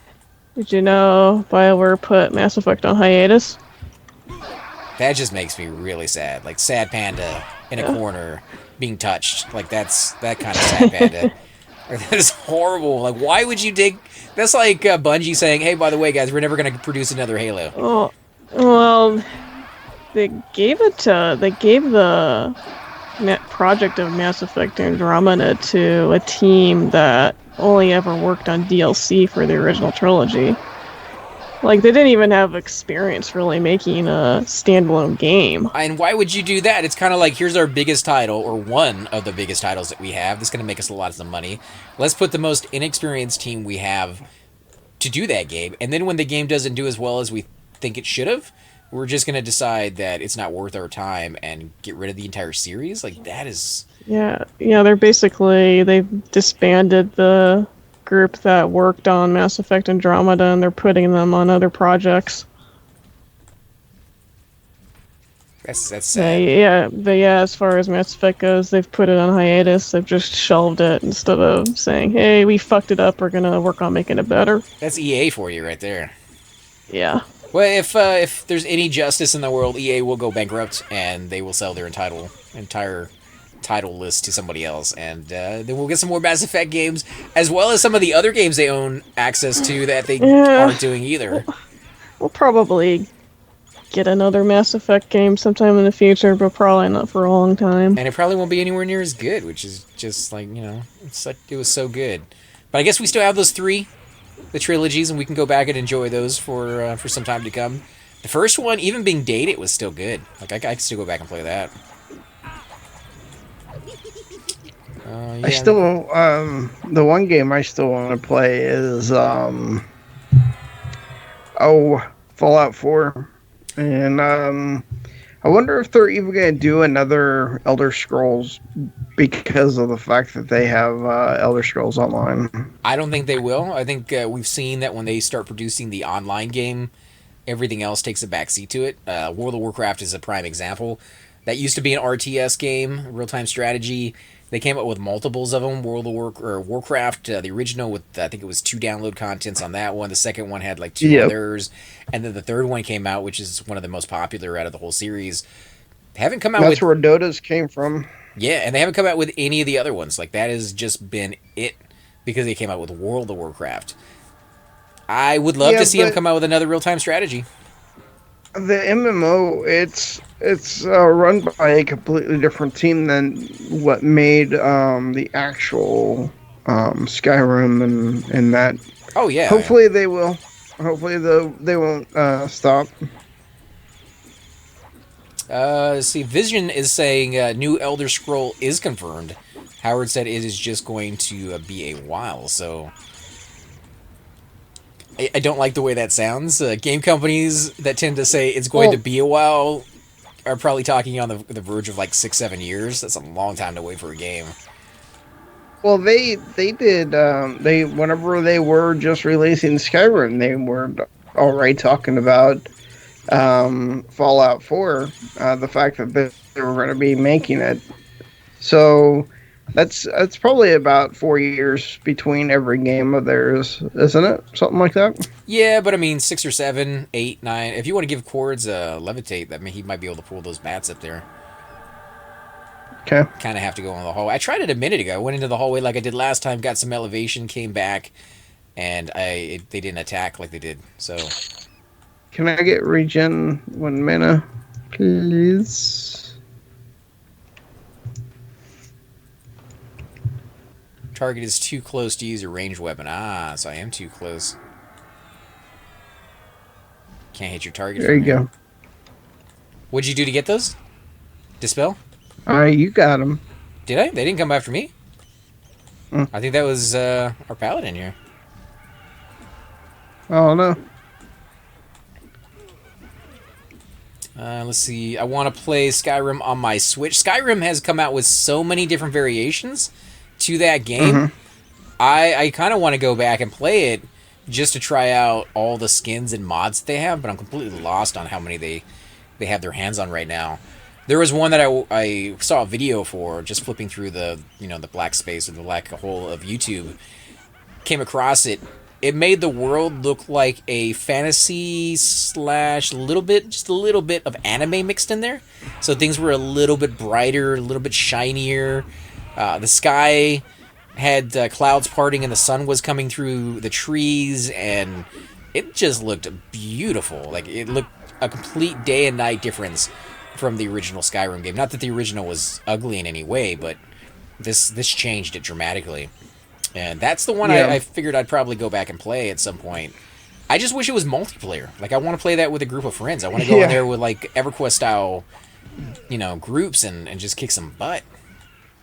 Well, the reason that it isn't, though, is because by the time you've hit maybe level 30 or 40, you can beat the whole content of the game. There's 80 levels worth of skill points, but there's only 40 levels worth of content. Isn't there mods out there to make it harder? I thought I saw some in there. Oh, there are mods to make it harder, but it just means that you level faster, because if it takes longer to kill a mob, but and that means that you're using more of your mana or whatever it is, then you're actually gaining skills faster still. So nobody's gone in there as a fan and just like, let's slow this down to proper proportions. Yeah, it's going to take more casts to get the same amount of skill points, and it's going to take you longer to kill those mobs, but we're going to work that ratio out so it makes more sense, like an Everquest style. Not that I've seen. I'll have to see how you make mods. Maybe we can play around with that a little bit ourselves and create something a little bit harder. But I definitely want the massive multiplayer aspect to it. I want to be able to bring in groups, at least 3 or 4 people. Yeah. And hopefully there's a mod out for that. Well, there is a game I'm playing right now that I'd like to be able to do the same thing, but that's just because it's a lot of crafting and the maps are massive. So having someone else there to help you gather supplies and do raid bosses and things like that, even though it's a single player with a multiplayer aspect, the multiplayer aspect would probably be amazing. What's the name of the game? It's called Osiris New Dawn. And that one is multiplayer? Like, if I got that game, I'd be able to join you in it? Yep. Oh, well, then I might have to look into that one, because I like any game that brings people together. As solo player, solo single player campaign modes, they're fun. I don't get as much replay value in those games as I do in anything that allows me to play with other people. One thing that I wish I could sign a petition for and get game companies to bring back that is all but gone is a couch co-op, so that you can play in the same room. I realize that is like a dying art. Lots of people play online, but there is still a small group of us that like to play with our friends in person. I like to play with our brothers, our sisters, or random whatever. And they don't want to have an account every single time. Like Nonal is a prime example of this one. He likes to play with his son. His son's young. He plays on the Xbox One. And he's not able to play a lot of the new games with him because Xbox, the way it works right now, is you'd have to have 2 Xboxes, 2 Xbox One accounts, and 2 of that a game plugged into the same house to be able to play together, and 2 TVs, I guess. Yeah, instead of having a split screen, which would make it more... And it's not like it's new technology. Like, that's been around forever. Like, why get rid of it? But anything to save some money and cause you to spend more, I guess, in the end, is the only thing I can think of. Yeah. Because Mario Kart's, Wii is definitely split screen. And they are all about that split screen, playing in the same room with people around you. Nintendo bringing people together in the same quantities. They don't really embrace that online thing as much. It's there, but it's not as prevalent as it is with PlayStation and Xbox. I just wish they could come together and meld those 2 universes and create something just absolutely amazing. I was watching your last video upload. You guys got like 4 pieces of loot. What was the last video that came out? I think that was in Kale, maybe? That might have been the Kale raid that we did. We did get a really, really good night that time. If it's the one I'm thinking of, we got 2 breastplates. I don't know, half a dozen other items, if not a dozen other items. Everybody got something except for Cypher. Cypher did not want any loot that night. He was going after a breastplate or a pair of pants, and he was just not very lucky on winning either one of those. Well, I mean, it just wasn't. I didn't want to roll on something that I couldn't use. And I'm not gonna roll on stuff that other people can loot. Yeah. It's Sebulous. 3D Punk says, was the last video. Would you guys ever consider doing tabletop simulators? For those of you who are wondering, me and Cypher actually have done tabletop simulators. We did videos for that. We even met some of the creators of the new tabletop games that are coming out. They explained their games, talked about what was the processes behind it, a whole interview play session with these guys, and really, really fun. The only downside to those was that it would take us, what did you think on average? Some of the games were more complicated than others, but on average, probably, 45 minutes to an hour to figure out how to play the game? To figure it out, without actually playing the game yet. Yeah, it was fun. It was something we were enjoying. I don't remember why we stopped. I think we just kind of moved on to other games. But we definitely still have access to that. And somebody mentioned there was a website that we could play D&D on. And everybody's really excited about doing that. We just haven't put it together. So if any of you out there are dungeon masters or experienced with putting a dungeon together and kind of want to join us and lead us into something like that, the whole gang is interested. We just we got to have somebody that I don't know is willing to lead it, because I don't think any of us are comfortable with that role as of yet. Maybe Thu might be, but he's too busy to kind of jump into that. Let's see. They have mods for Cards Against Humanity, Secret Hitler, D&D. Yeah, they had a gazillion, and they were coming out with more and more every day that we were on that. I think it was called Tabletop. What Tabletop? I want to say Simulator. I want to say it was a Tabletop Simulator was the name of the game, but that might just be because you said it earlier. I think so. I think it was Tabletop Simulator. And that's located on Steam for those of you who want to check it out. And yeah, all the games on there, I believe, were free. You just had to play. You had to pay for the simulator itself, and it would load it out on 3-dimensional. Some of them were more 3-dimensional than others. Some of them had sound. We played one that was like a war simulator, and it actually had tanks firing off and jets. You remember that one? On the red carpet table, and you could almost see yourself doing this in person with a VR headset. I don't know. It was pretty cool how much work these guys had put into it. And again, some of the instructions are a lot easier. Some of them were just text. Here's a 50-page book on how to play our game. Yes. In very, very small text. So with a lot of reading and a lot of understanding. And some of them were like, here, we'll take you through a tutorial, which is always wanted and appreciated so much, guys. But definitely understand if they don't put it in there. It's a lot of work.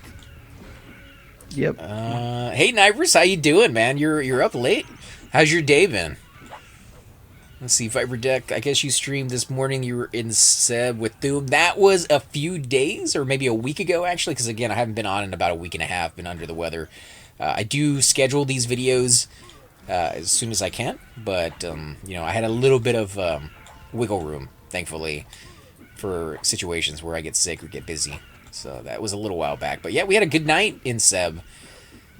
I can't remember what room we were in. Were we in ABC on that episode? Maybe? Probably Disco. Disco? Oh yeah, we did get a lot of stuff in Disco. Holy crap, that was a good day. Almost got myself the sword that Thum still uses, but I lost the random. In fact, the Ranger... Was a Ranger or Paladin? I think it was a Ranger. He won pretty much every high-ticket item that we got, which was nice for him. It was like a big payday for him. I like it when people win like 4 or 5 items in one day. They go away very, very happy and wanting to come back and wanting to get that experience again. It never comes twice, but at least you get it once. I'm a dungeon master. Never played a D&D though. Yeah, that is Memo right there. Yeah, it's Tabletop Simulator. Remember Heroes Quest. Heroes Quest. Did we play that one? I don't know. We played a lot of them. I don't recognize it by its name, but yeah, Cypher's right. We did play a lot of games on there. There's another game, Golf with Your Friends, that looks fun too. There is a game that you get to golf with putt-putt golf, and it is Cloud Mini Golf, I think is the name of it. And it is on the HTC Vive. By far, one of my favorite games on the HTC Vive. It is so addictive. And you're standing up, you're walking around from hole to hole, you can zap around, but you're on your feet. And I have played that game for like 18 hours straight. And at the end, I'm sweating. The room is cool. I got my AC on, but I'm sweating. My arms are hurting. My feet are sore. Like it's a workout, but it's fun. It is so addictive. And it's multiplayer. So I've played with random strangers online. Really, really cool because if you're playing with a short person, nothing like getting into height or anything like that, but you can see where they're at based on the helmet and where they're holding the remote controls. You can kind of make out like the shape of the person based off of their stance. That's just one step further to getting me pulled in even more once they have like avatars, and it's taking advantage of that. But because it's so multiplayer, I wanted to see if any of my friends ever get the VR headset, which is expensive. I'm not blaming them for never getting that thing. It's $900, but it's if somebody ever gets that, I would love to play mini golf with them because like I'm addicted to that thing. I'll play that thing all day long, every day if I can. The golf with friends is pretty hilarious because it's not just a regular golf ball. You can set it to randomize the kind of golf ball it is. It's on the computer, though? So you could, yeah. So you could play where the golf ball is a triangle, or it has a hat. What type of one of those games? Yeah. What type of vision is it? Like, are you on the golf course? Or are you like above it? Like, do you have control over like a hit bar? In third person view of the golf ball. Of the golf ball by itself. Like, you don't see the player. Yep. No, there is no player. Oh, okay. So you follow the golf ball through the air, and you're having like a little hit bar that like builds up or slows down.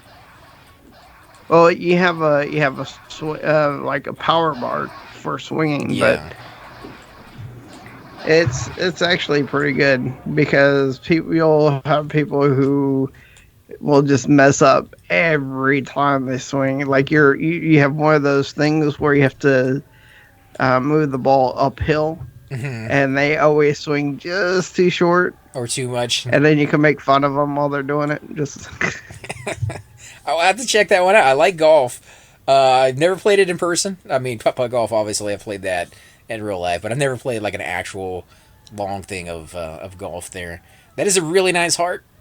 The Petrified Erudite Heart Amulet, 2 AC, 5 Intel, 15 mana for casters, bards, necros, wizards, mage, and enchanters. I don't know if it sells for a lot, but it's still a really nice item. I got that on my necro right now. Yeah, I'd probably use it if I want it. Well, if you guys want that, go ahead and random 1 through 100, or 0 through 100. Yeah, 4-2, 4-1, Okay, they already do it. whatever. 51-71, so Tax, looks like it will be his. Congrats. Nice. Sir. And that is the more uncommon one. The common one from that guy would be the staff that sells for about 99 plat to a vendor, depending on your charisma. It's a little bit of 100. Let's see. I believe Tax said something. Have you played Pillars of Eternity? That sounds familiar. I got my brother that for Christmas one year. What is that? Is that an RTS? No. It's kind of like, I would describe it more like on the lines of Baldur's Gate. That style of game where it's top-down view and balls hard. Yeah, it's an RPG. I like those. It definitely sounds familiar. Very, very text-heavy. There was It's like an old style CPG or whatever they call them. There was one that came out a while back that I did videos for. I think it was Numera. It was like the sequel to like the Boulder Gates game, and I got. It's hard to say how far I got into that. I will just put it. I got about 30 hours into that, and 30 hours of nothing but reading. Oh yeah, I remember that. It was a lot of reading. Every scene is reading, and followed by a decision, followed by more reading. They weren't small either. It was like a whole lot of reading. It's small text also. Oh yeah, small text. The downside was that at the very beginning the text went really fast, and I had to slow it down. At some points, it wouldn't let you wait. Like you'd have to click the button to go to the next page. It didn't do that. Sometimes it just went to the next page. So reading the text, trying to add character voices in, became really, really of a hard thing for me to do and keep up with the text the way it was going. It was a fun game. I liked it. It definitely brought me back to those Boulder Gate type games. Those games were really well suited for me as a kid because I could get one of those games and it would last me like an entire year. That's how long those things are, especially if you went out and got all the secrets in them. Nowadays, devoting an entire year to a game is a very, very daunting process. I just don't have the time to do it. I wish I did. Final Fantasy was another series that I absolutely loved because they were super long. Again, you could just buy one and be happy with that for a long, long time. Those games are kind of off-putting now.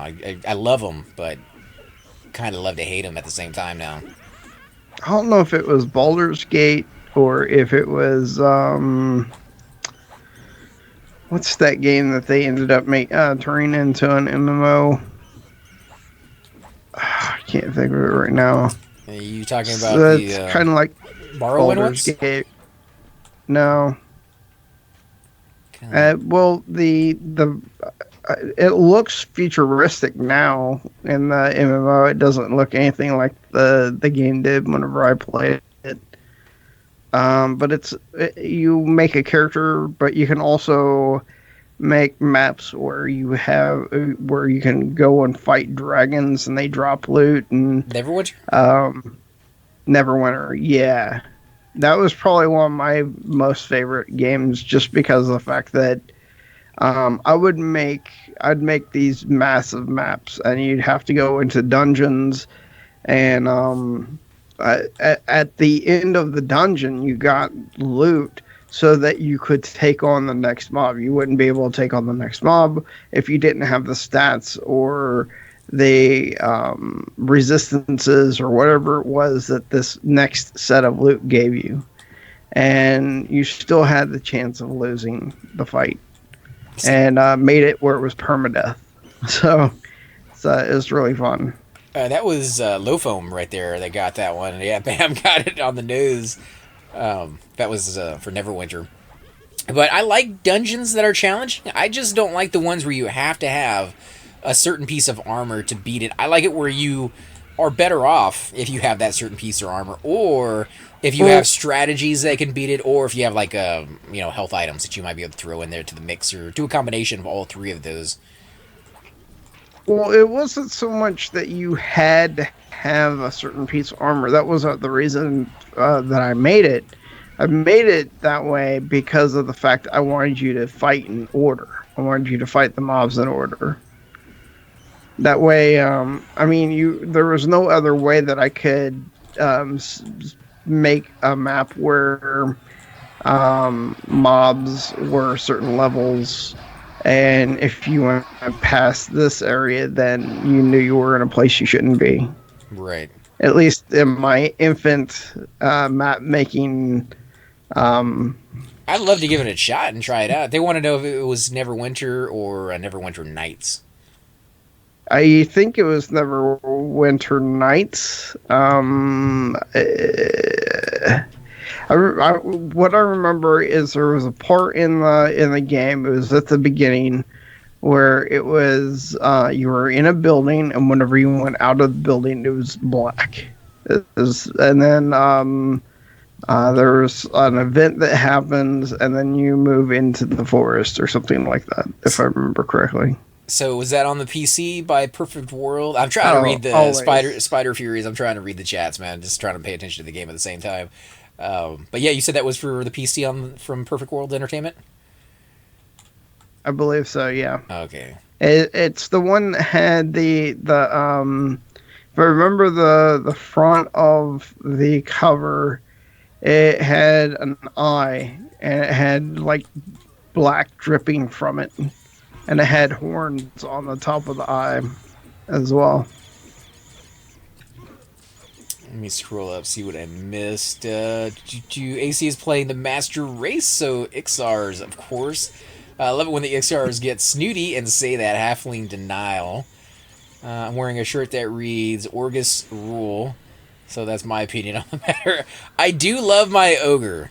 He is something strangely sadistic about playing a class that gets stuck in every orifice and corner and hallway and room and doorway, and I can keep going on, but you get stuck everywhere you go. And I'm too cheap or too lazy to buy shrink potions, so it happens more and more as I get higher level and go into dungeons. Yeah, I'm trying to read the chat, Spider, and make sure... I'm not healing anybody, so I guess I don't have to make sure anybody dies, but I'm trying to add some DPS to the group. The Batcave is a busy place. That's the problem while talking. Yeah, voice... Oh, yeah, you're talking about in group chat? Are they saying anything in group chat? No, I didn't miss anything in group chat. Did Neverwinter Nights have a user creation content? Yep, that's Neverwinter Nights. Sounding like its games must have been blended. Did you ever do the character, or not the character creation, the dungeon creations on Everquest 2? Oh, no, I never did those, just because of the fact that you couldn't, you could do dungeon creations in the fact that you could place like dividing walls to make people go in certain directions, and you could place the mobs, but you couldn't actually design the map itself.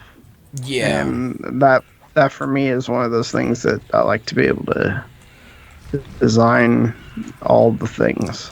I really think that's the future of games, is opening it up to the public to do add-ons in a way. Like if you look at Minecraft in its own right probably would not have stayed as strong and went as long as it has if it wasn't for the fact that the community itself has created so much content for that game that it keeps it alive and new for people. And if you're playing and you're kind of getting bored, you can create your own content. Like you can create all sorts of packs that you throw in there.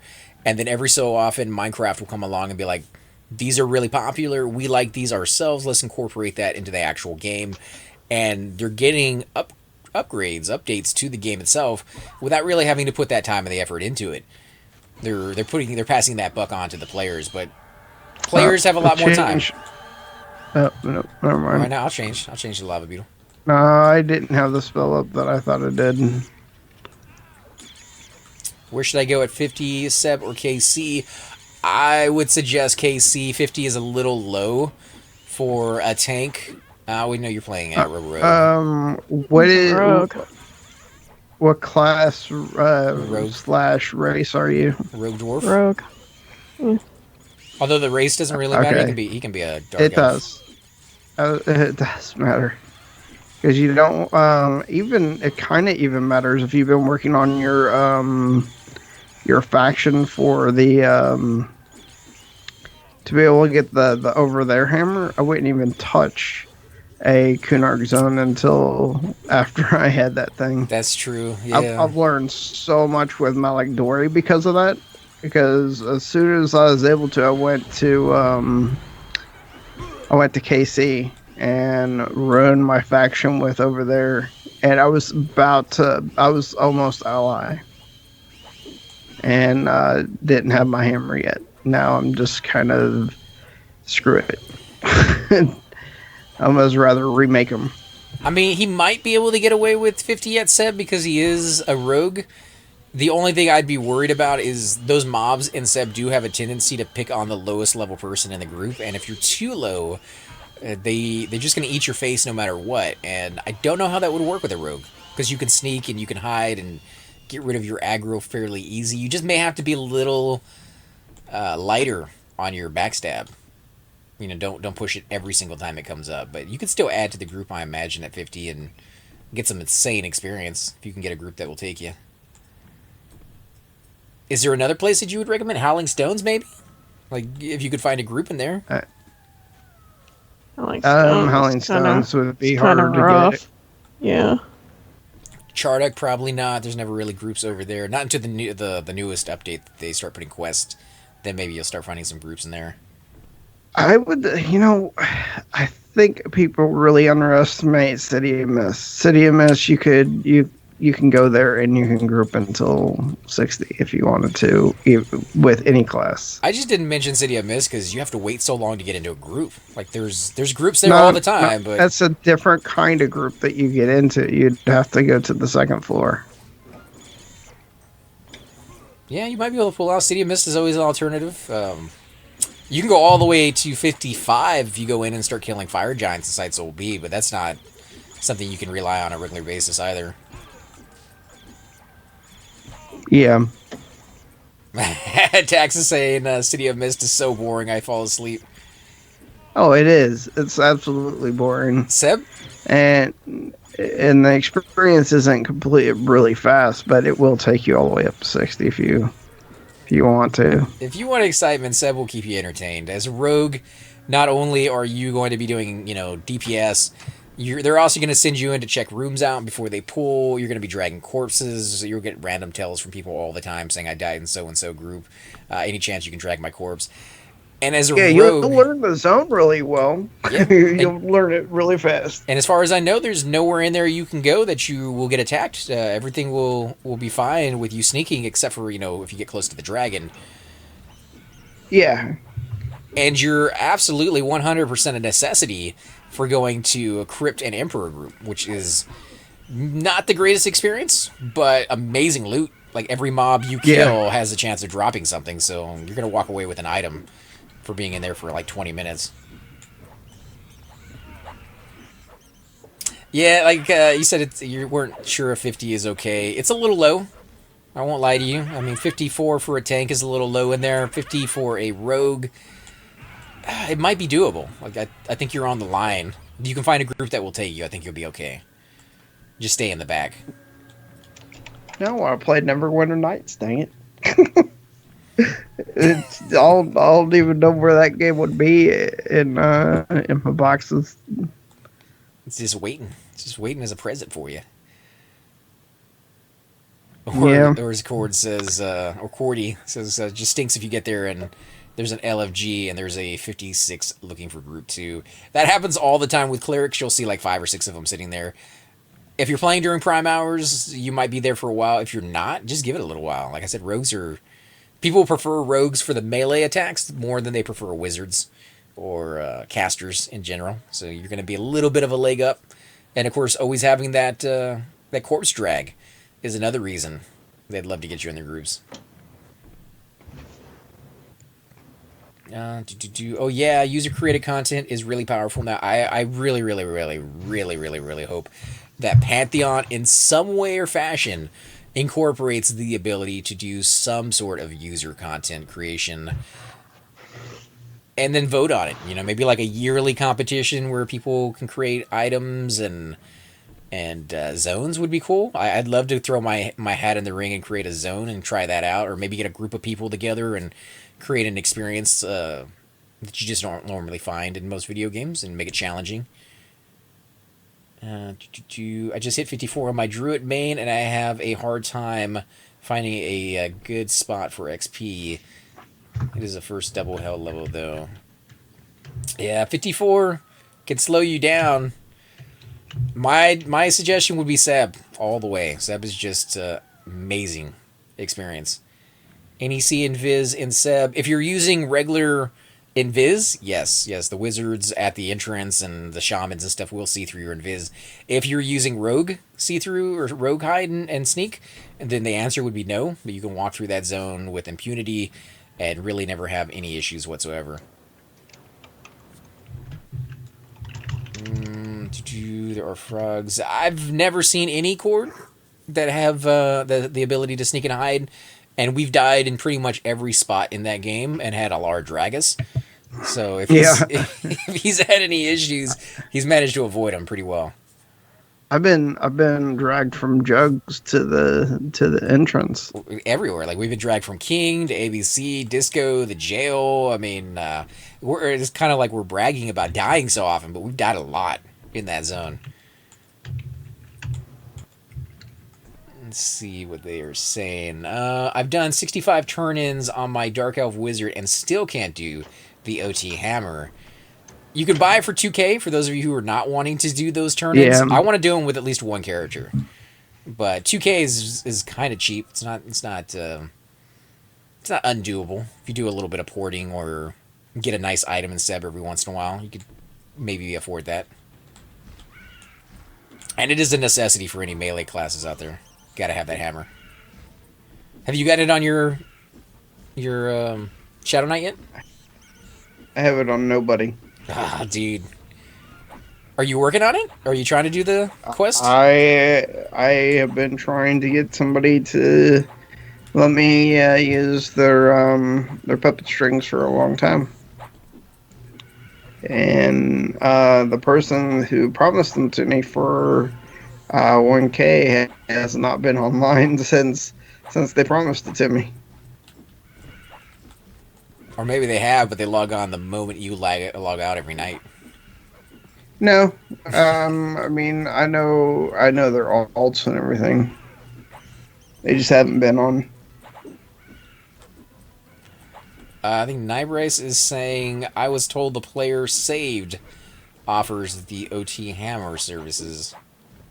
So maybe there's a player out there who is just renowned for doing that. Well, that's like, I know a person that is known for doing the Rogue Epic. If you ever see him on. Let's see, I missed a little bit up there. It takes 80 to 90 turn-ins for the Ixars. I'm not sure it would be more or less for others. Let's see. I have been trying to get someone to help me get a Seb key for weeks. I think I am going to WTB, want to buy it in these comment tunnels.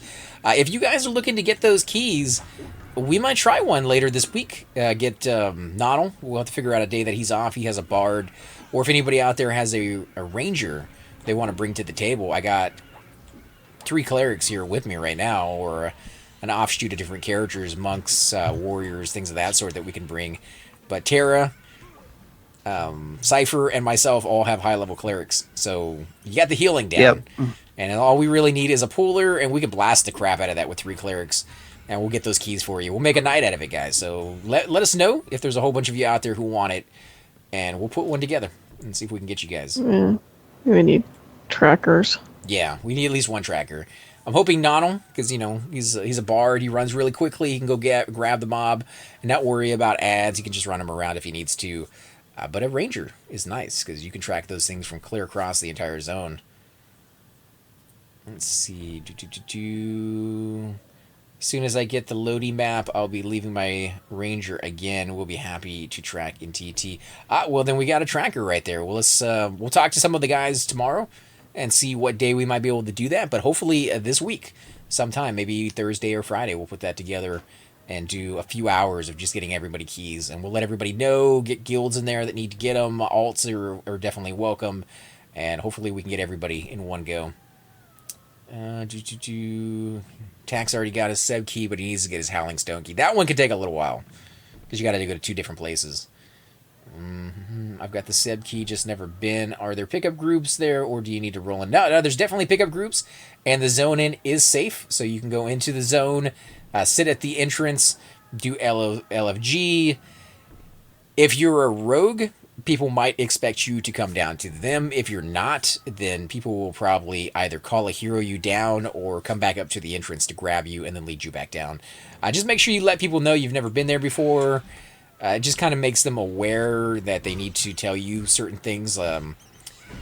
There's a couple of floors next to ABC that are slippery, and if you slide into the water, not only are you going to train the other side of the water, but I don't know if there's a way out. I think... Did Nybris fall down that one time? I think he almost did, or he jumped out. Somebody did. So there might be a way out of that. I don't know, but there's a few tricky spots in that zone you might want to be aware of. Yeah. Especially because I'm 54 now. I was told, if you are LFG, you might be waiting a while in sub, is what I hear, depending on the night. Yeah, peak hours, the whole zone can be camped. Off-peak hours, you may not actually wait that long. If I ever get the map. Okay, thanks, Memo. Being a druid, or I'm super used to waiting a long time to get in a group. Not a super desired class. I love getting druids in my group. They're not the greatest healers for sure, but we have one tonight, and she's healing, and she's not having any issue whatsoever keeping up with us. So you guys can eat your heart out, man. There were a few times I was, but... Well, clerics have those moments where they run low on mana. If I do nothing but heal, I'm okay. That's all I ever do on my cleric. Eye patch, spell haste, and haste belts. Go Power Ranger. I look forward to my eye patch too. Sounds fun. That'd be awesome. Yeah, we'll definitely put that together then, Memo, and see if we can grab you guys up there. AC, been watching your earlier vids the past few weeks, enjoying the intro stuff a lot. The nostalgia is great. Spider Fury, we're going to be doing more of the beginner vids here. I've been getting a lot of requests from players who are coming back after being gone for a long time. And they either didn't know the game very well when they left, or, 15 years. That's a lot of time to go by for some people. And, when I first came back to this game, I didn't know how to inspect an object. How to look at the details, the stats on my my items.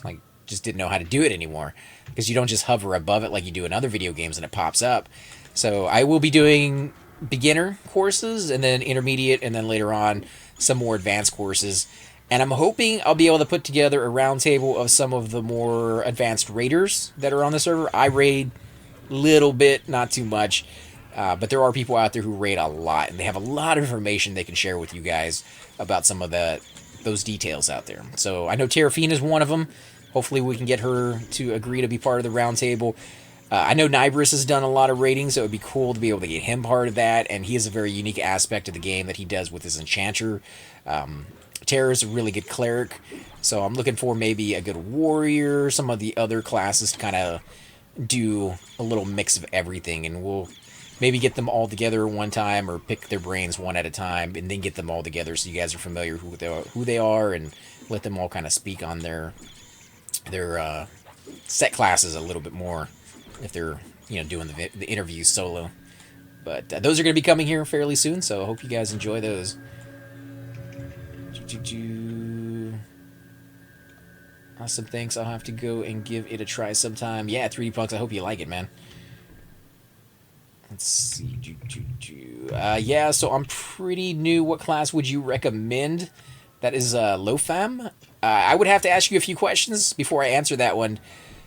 What is your particular style of gameplay? Because it really comes down to, it's a long game. It's grindy. It can be very setbacky. You know, it hurts you in a lot of ways. And if you are not enjoying it, you are probably not going to finish it. So find that class that really kind of brings it to you.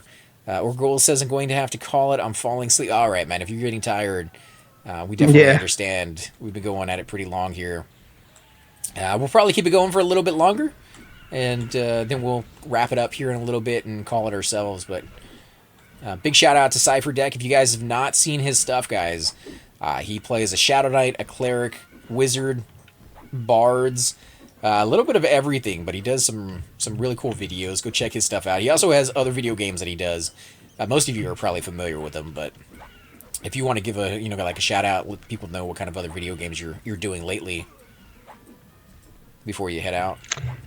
I am doing Ultimate Epic Battle Simulator, where instead of making armies fight armies, I'm actually having a group of people fight a boss mob, making it pretty fun.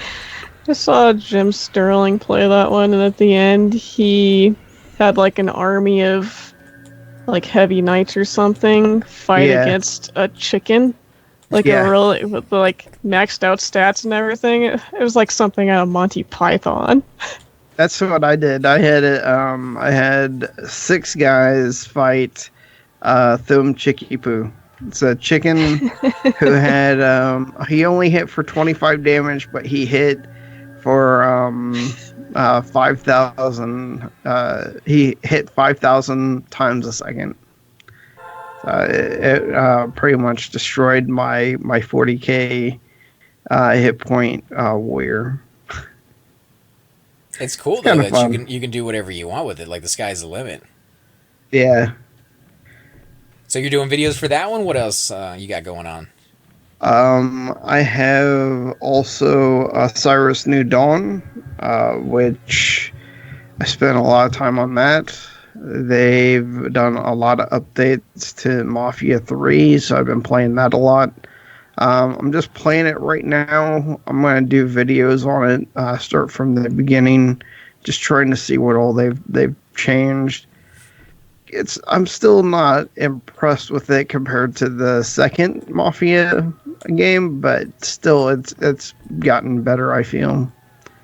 I just feel like you have too much to do, which is hard to explain. Right, but I mean, like it's one of those things where if it doesn't feel right, when you're playing it.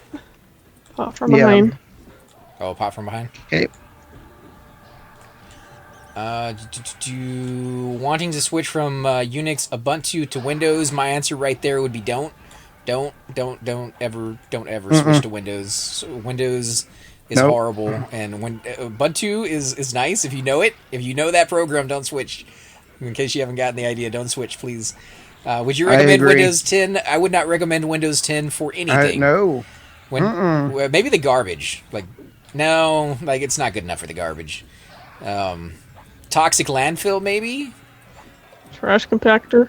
Acid barrel that you dumping Joker into. No, Joker's too good for it. No, no, I don't even like saying Windows 10. I get the shivers. If you use Unix at all, Linux, any of that, and that's what you know, stay away from Windows products, to be honest. I could go through hours upon hours telling you why Windows is a nasty, nasty program to be using. But all you have to do is do any search on Windows 10, and you're gonna hear every single one of those. Nobody has anything good to say about Windows 10. I'm still using Windows 7 because I am not upgrading. Biggest thing is just an invasion of privacy. It's gotten out of hand. That is huge in my book. A lot of people don't care about that. Beyond the invasion of privacy, which is absolute paramount in Windows 10, is the horrible way in which it works. It is not a good program in any way. My brother uses Windows 10 on his computer because he's too lazy to look up drivers. And every single time I go over there to his house, it is always another complaint and disappointment with the program on how it's messing something up and it's causing all weird problems. And you really can't fix any of them because Windows 10 controls your computer. It is built for people that don't want to have any control over the computer. They just kind of want their computer to work. And Windows 10 will get your computer to work. Doesn't work well, but it works. And when you want to do something very specific that it wasn't or isn't wanting you to do, then that's the end of the story. Like, there's just not really a workaround behind it. So stay with Ubuntu, man. Stay with Ubuntu. It's okay. So this is something that Richard said to me last night. Is whenever we were playing EverQuest Live, because you're playing on EverQuest Live, you need to get used to the advanced loot system. I said I don't have to get used to anything if I don't want to.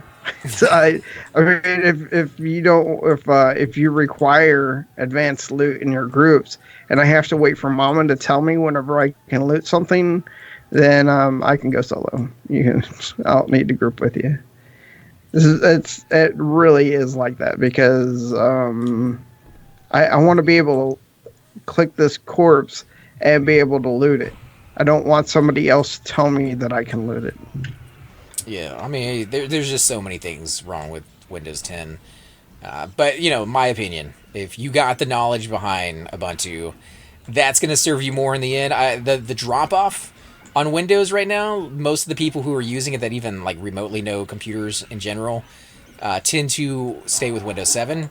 And they are pushing themselves. Oh no, kobolds. Oh wow! All right, so we got several kobolds here. But yeah, most of those users are pushing themselves to learn Linux or Ubuntu at some point in the future. So you're already a leg up. Oh, there's a person here.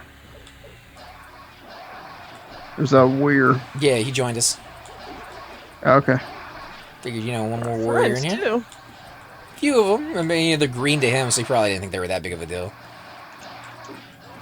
But yeah, now that we've gotten off the topic of EverQuest and gotten to killed me. programs out there, that kind of derailed us a little bit. The hatred is strong with this one. Oh man, felt like Dark Sidious there. I was gonna say about the whole changing or anything along those lines. Unix is going to be a higher quality product, and it's going to be a faster running product. It's going to make your computer faster than using the congested Windows versions of any. Even Windows 7 is congested. Has a lot of stuff that you don't absolutely have to have. He's a Cobalt bracer. Yeah, with Windows 7 at least, if you have something on there you don't like, you can take it off. You do a little bit of research to figure out how to do it, but you can do it. Can't do that with Windows 10. Although Windows 10 can take anything off of your computer anytime it feels like. They say they don't go snooping around on your computer for anything, but they can do it. Like it's written in the contract that your computer is not your computer; it's theirs. You're just using it. In essence, I'm so gonna get sued by Windows, but it's a bad program. Let's see what did I miss up here? P99 works on indie Windows. Really, it does, but don't use it. AC, did you play when the game first came out? I played from beta. I did miss beta. I didn't start day one on EverQuest. I started, I believe, a week after the game came out, and it was because this game, I had no idea it was even a thing. It was given to my brother as a gift for his birthday. And my brother showed it to me one time when I went over to his place, and he was like, hey, I got this new game. He even came with a guidebook, and so I was reading the guide while I was over there, and I was just waiting, just like, oh, I can't wait to create my own character when my brother gets done. Like, I was going to play on his account and try it out, and it was a little while before we figured out that, they sent the password immediately to the email, and in the book, I think it said it was going to take 24 hours, so we were like 3 hours late. I was hanging out with him and talking while I was reading the book, and kind of noticed that the indiscrepancy, so he checked his email and he had it in there, and it was immediately, man, like immediately upon seeing the game, I fell in love with it. Like, it was just mind-blowing. My first character was a dark elf Shadow Knight, and being born into that town, into those dark woods with the creepy crawlies and the sounds and the hoots and the howls, and the ambiance was perfect. Just like, you can't come up with a better zone than that. So yeah, like, from then on I was addicted, and I played pretty hardcore when I was younger. I got all the bests in slots and did all the raiding, and it was when Lost Dungeons of Norath came out on the server that I played on, Interruck, I was number 1 on both the wins and the losses. So I stayed up for, I think it was 7 or 8 days straight, because I don't sleep very much anyways, and I just did Lost Dungeons of Norath the whole time, and I was one of the first people on the server to get like the plus 15 flowing thought for the pants and the breastplate and the gems that you would put inside those items. And I don't know, it was cool at the time. Don't really like instances anymore because I saw what it did to the game. But definitely been a long time fan of EverQuest. What about you, Cyber? Did you start from day one, or did you kind of wait a little while? It was probably about 2 or 3 weeks after it came out for me, and it was just because we had a 3-day holiday, and my boss was had been playing it for all 3 days. And he came in. He was really tired on the Tuesday, and I said, "What in the world is going on with you? Why are you so tired?"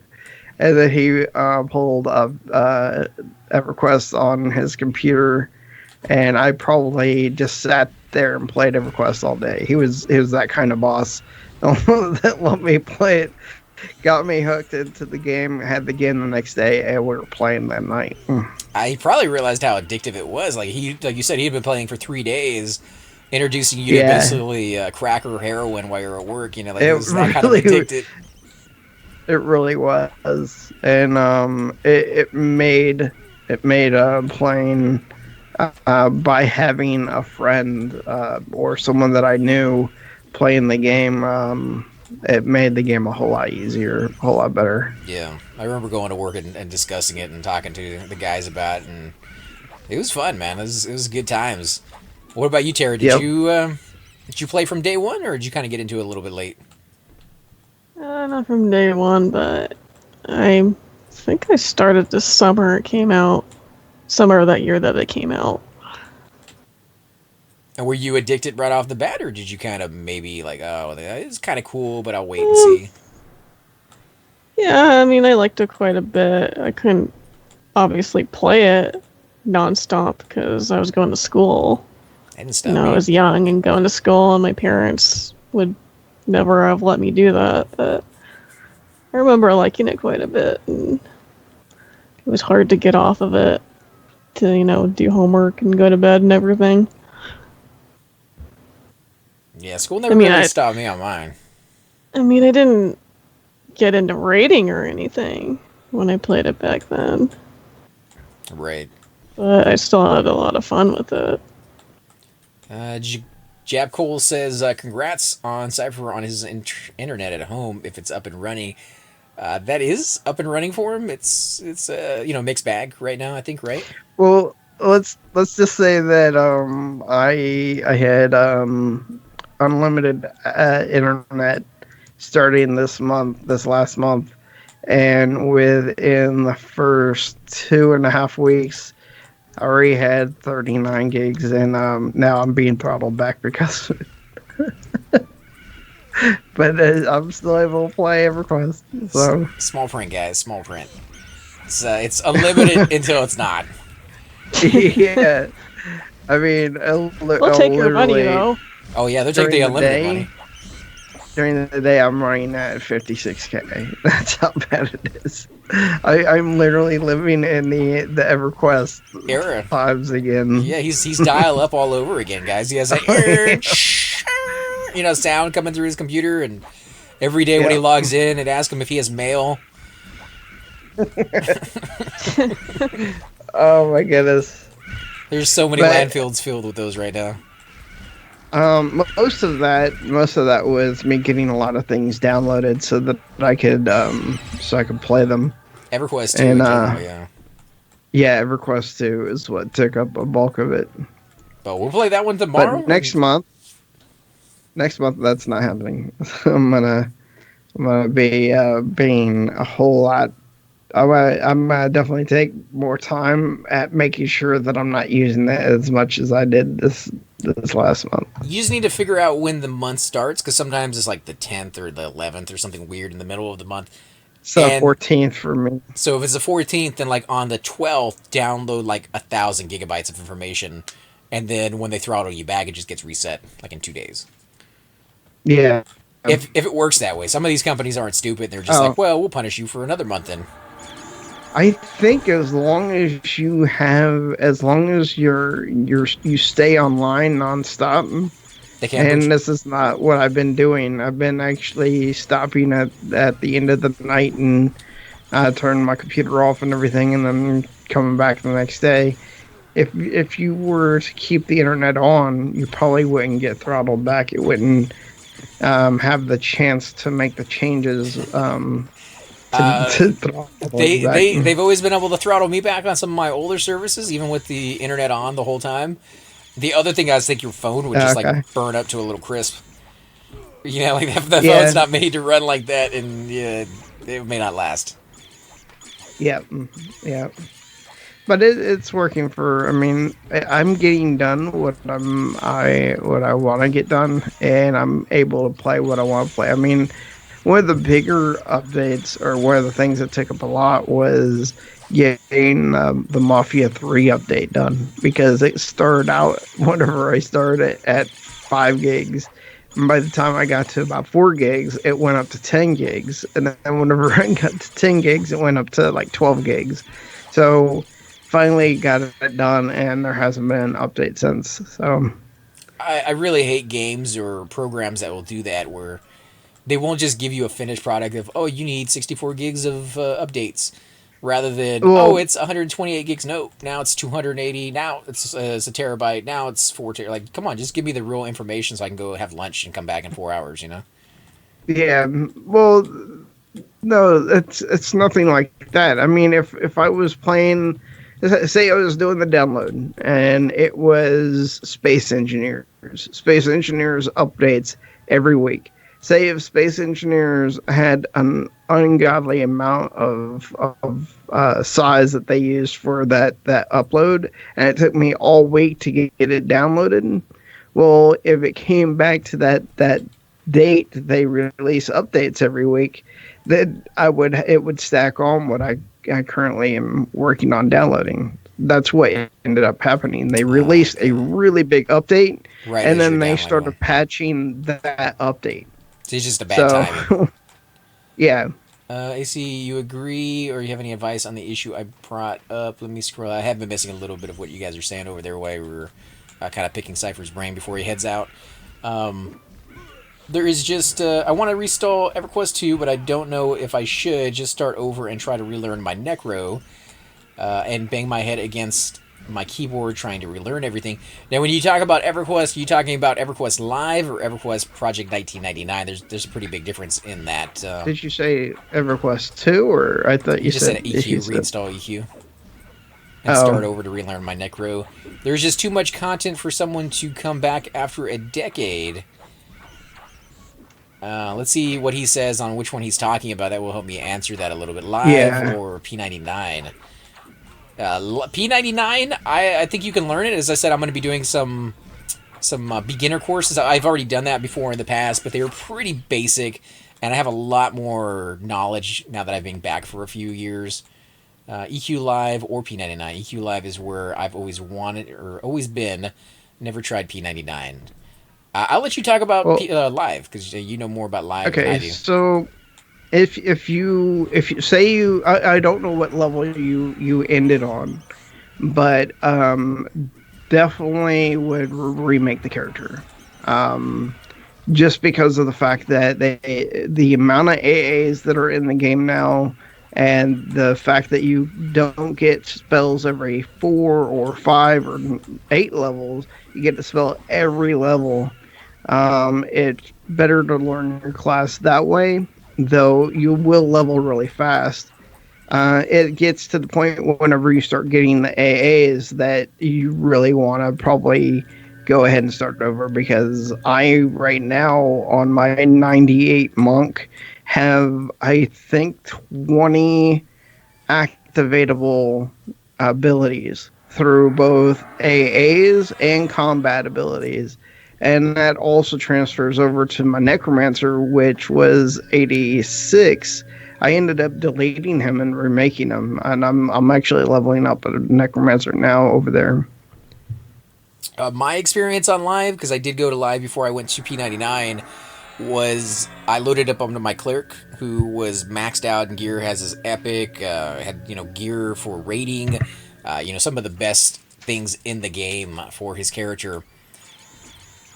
None of it was worth anything. It was all pointless to have on. Immediately upon going into the game, the very first thing I figured out was that the what's that armor called? The Defiant. The Defiant armor. You're going to replace your armor with Defiant armor like every 5 levels, every 10 levels, whatever the case is. So don't worry too much about your gear because it's not worth anything.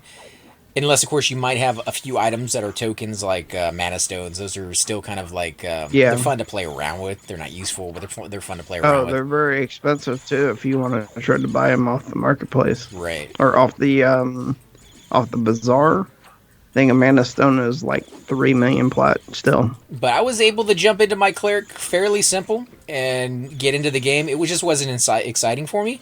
As far as like places to go, yeah, that would be something you'd have to pick people's brains, find out what zones are the equivalent level like 60 or 70, because you did miss those expansions and people don't normally talk about that stuff, but you should be able to ask. Something else I was going to say is don't get stuck with an idea of based on your previous experience where to go. Oh yeah. Use hot zones, because whenever I went back to live, the first thing I did was start to do the content that you have available in Project 1999, because that's all I know.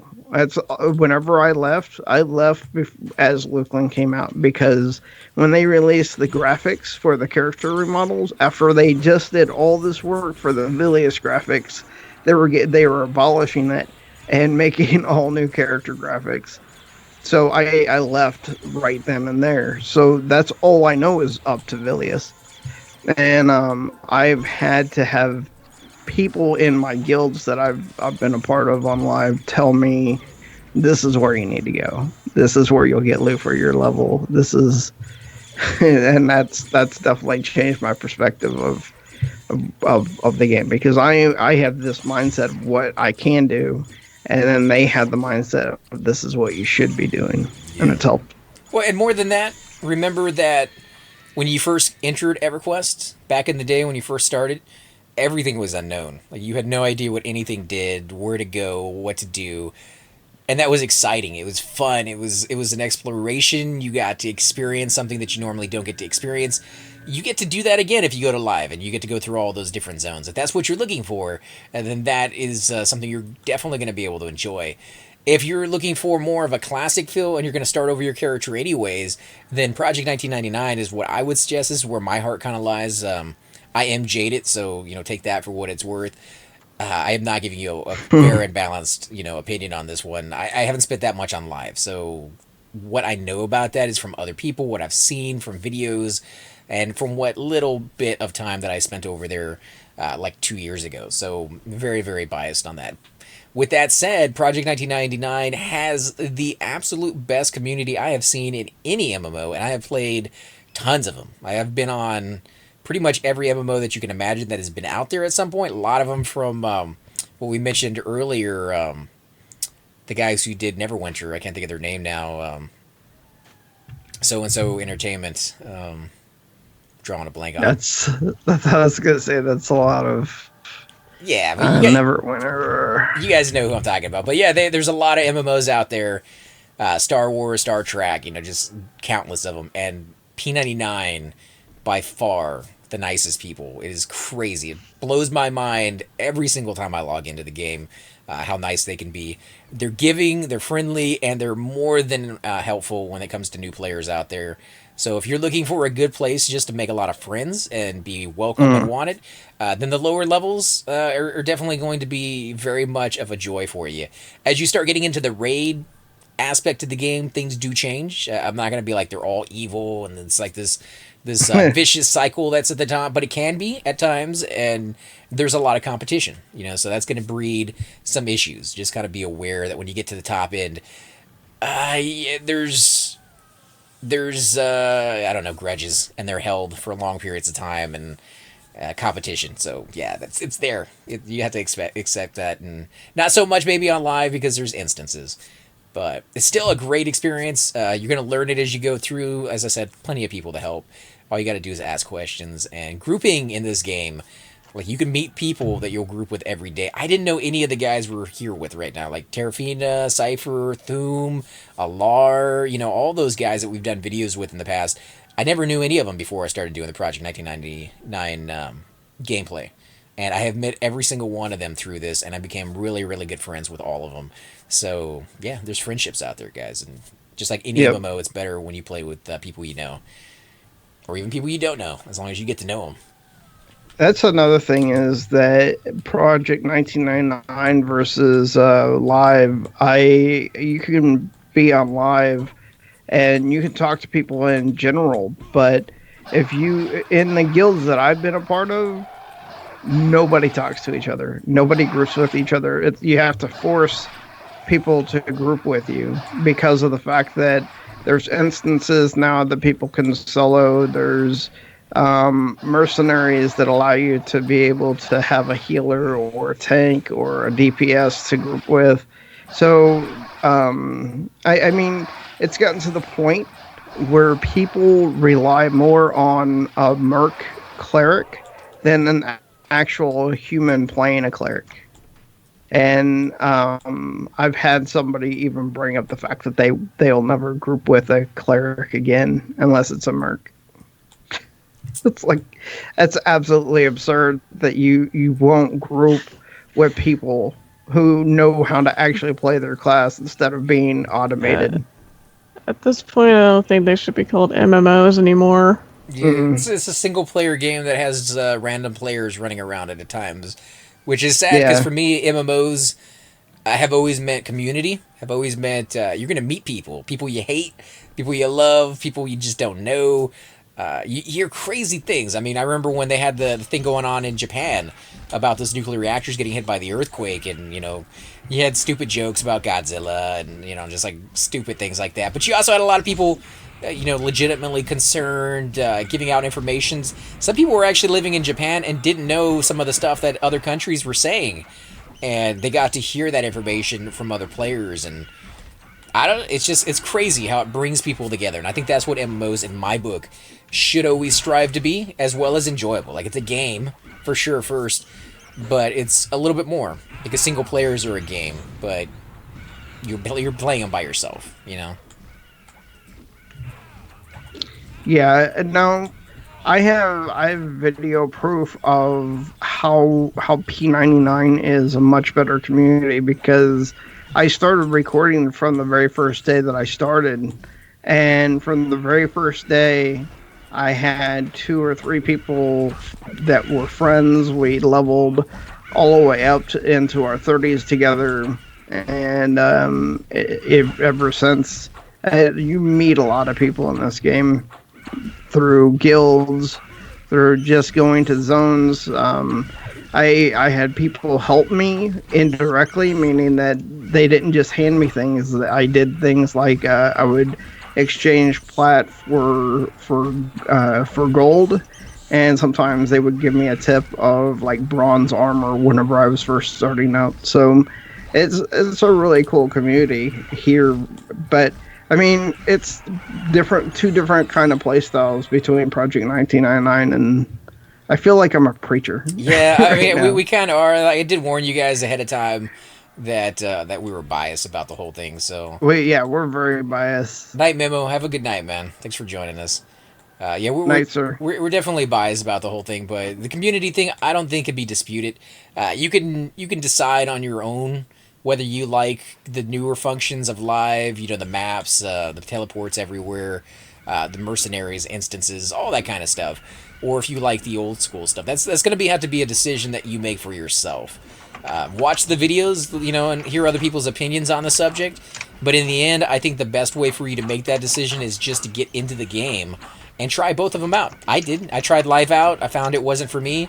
And then I found Project 1999. And this has been my home ever since.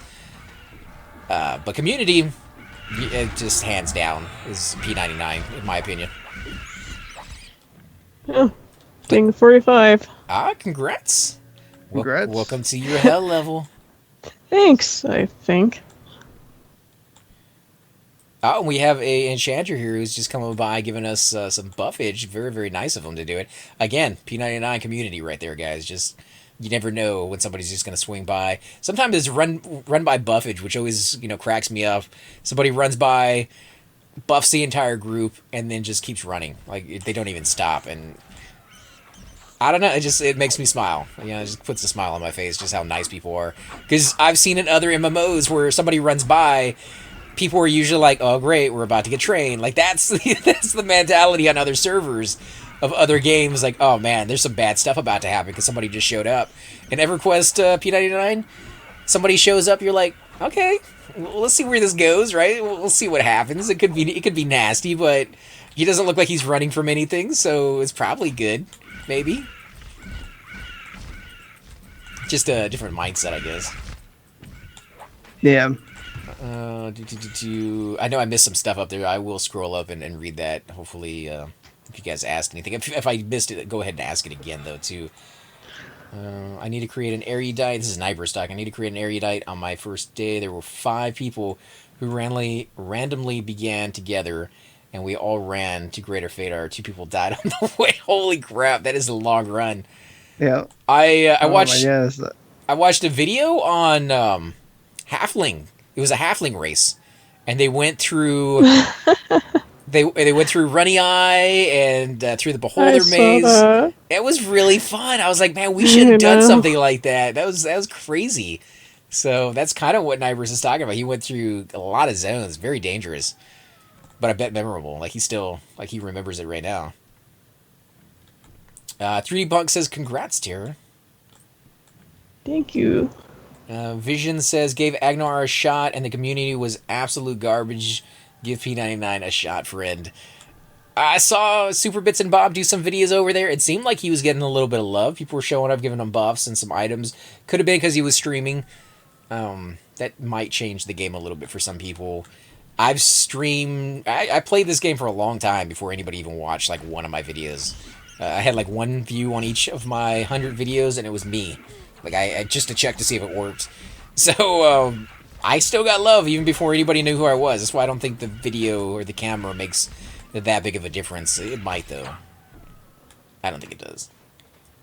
Everyone has that WoW mentality. I hate to, like, badmouth WoW, because I played WoW, and it's pretty fun. Like, I like the game. It's different, for sure. They tend to warn a train is arriving. Yeah, some people do. I know there's a few characters. I have yet to make a hot button for trains. What about you, Cypher? Do you have characters with hot buttons for everyone? Letting people know trains are coming in? Oh, train? I'd never make train hot buttons. I like to watch the people die. I'll give night, but I don't. I just do OC train. If you see it, then good on you. Texas, I asked you about Epics AC. How close are you to your Epics, Cypher, on any of your tunes? Like, have you worked on like a little bit or no? I have 1 Epic. Shablazzle. I have he does. one. I have one piece away from my Wizard Epic. Tell them what Epic you have finished and how long it took you to finish that one. I completed the Cleric Epic in 4 days, which could have been 3. Yeah, but so those of you who have been listening to me whine and complain about how hard the Epic is for the Clerics, I don't know what to say, guys. I'm full of crap. I don't know. Cypher just mastered that quest. He pushed right through it. And he was saying he probably could have done it in about a minute and a half, but he ran into some issues. And yeah. No, I mean, just doing the Xblat / Chardock is the hard or is the slowest part because you have to the overkeying is just one of those hard mobs to get to. That's all I have left. Charduck. So I got to do Charduck and the Ragefire, and I'll probably end up buying the Ragefire. Somebody offered to sell it to me at a low price, but I'll probably end up buying that from them and finishing it up. But it's coming along. I'm not in any hurry. I'm hoping that I'll hit level 60 and be at level 60 for about a year. All you have to do is ask the guild, because we have people who we have mages that are bound at this one spot in Chardock that will take you right, like one room away from the Overking. All we have to do is cough in, kill them, and you'll have your epic. I don't have any ill feelings towards anybody in this game, but you know how I feel about our guild. Like, I've asked them many times before if they want to come out and join us on like an open raid or I don't know, just speak to me at all, and I normally get silence. So not 100% willing to keep doing that. Like, at some point it's just like it is what it is. So I think everyone feels that way at least once in a guild. That's how I felt with Kittens. Kittens is amazing though. I honestly couldn't stand it at the end, but that was after they did a lot of changes and people were gone that I used to group with, which happened to have all come over to the guild that I'm in now. You just gotta find that place where you fit. Yeah, I think that's what it comes down to. WoW is a great game, don't get me wrong, but it changed the mentality of a lot of players. Too many keyboard warriors. I guess I could see a little bit of that. I don't blame people for going hard and trying to get the best in loot. The game does tend to promote that for a lot of new MMOs. This one doesn't. I mean, loot is amazing. You definitely want it. But because you have to wait an entire week before a dragon spawns, it tells you that loot is not the end-all, be-all. Find something else to do for an entire week while you wait. So you do. You go out and you experience new zones. You go off and explore. You meet new people. And you learn that there is a whole other side to the game, other than I just need to get my purple gear over my gold gear, or that new weapon. But it is fun. I played Borderlands, and Borderlands is all about, what did that guy drop? Did he drop anything good? Ooh, let me snag that weapon. So I understand it. Just not one of my. I don't think it's longevity. Like, the longevity in that is just not there for me. This one might be a good one for you. Cypher Spider wants to know, is it even possible to play EQ casually at this point? The first 4 years at the time, I had tons of time, and there were weekends that I spent 14 hours playing with my guild. You mean on live, or? Yeah, his first time around. So he's asking if you go into either live or maybe P99, because I think he was open to trying both of them out. Can you play on live casually? Yeah. You just have to tell yourself that you're going to play casually, because for me, whenever I went back, I made a warrior and pretty much decided that warrior's not going to go past 52 because I want to make sure that I kill all the dragons. And I was able to duo the dragons with my merc at level 52. So yeah, I mean, you can go hard into leveling. You can stop yourself by putting all your points into AA, and then allowing yourself to just play it however you want. If you want to become a full-time access member, all you have to do is just make enough money for whatever server you're going to be on to buy a chrono, and then you can do full access. So if you want to really go into the game hard, you can. There are guilds. The only server I would say not to play on, because it's not realistic to the rest of the game, is the Fiona Vi server, which is a roleplay server. The prices there for everything are just far too high, and to buy a chrono there is between 2.5 and 3 million plat. And chrono, for if you don't know what that is because you haven't been to the game for a while, all that is it's like an in-game currency that you can buy with real money and sell for in-game currency. So when you use a But chrono, it gives you a full month. can buy you a month worth of gameplay, worth of full access. Right.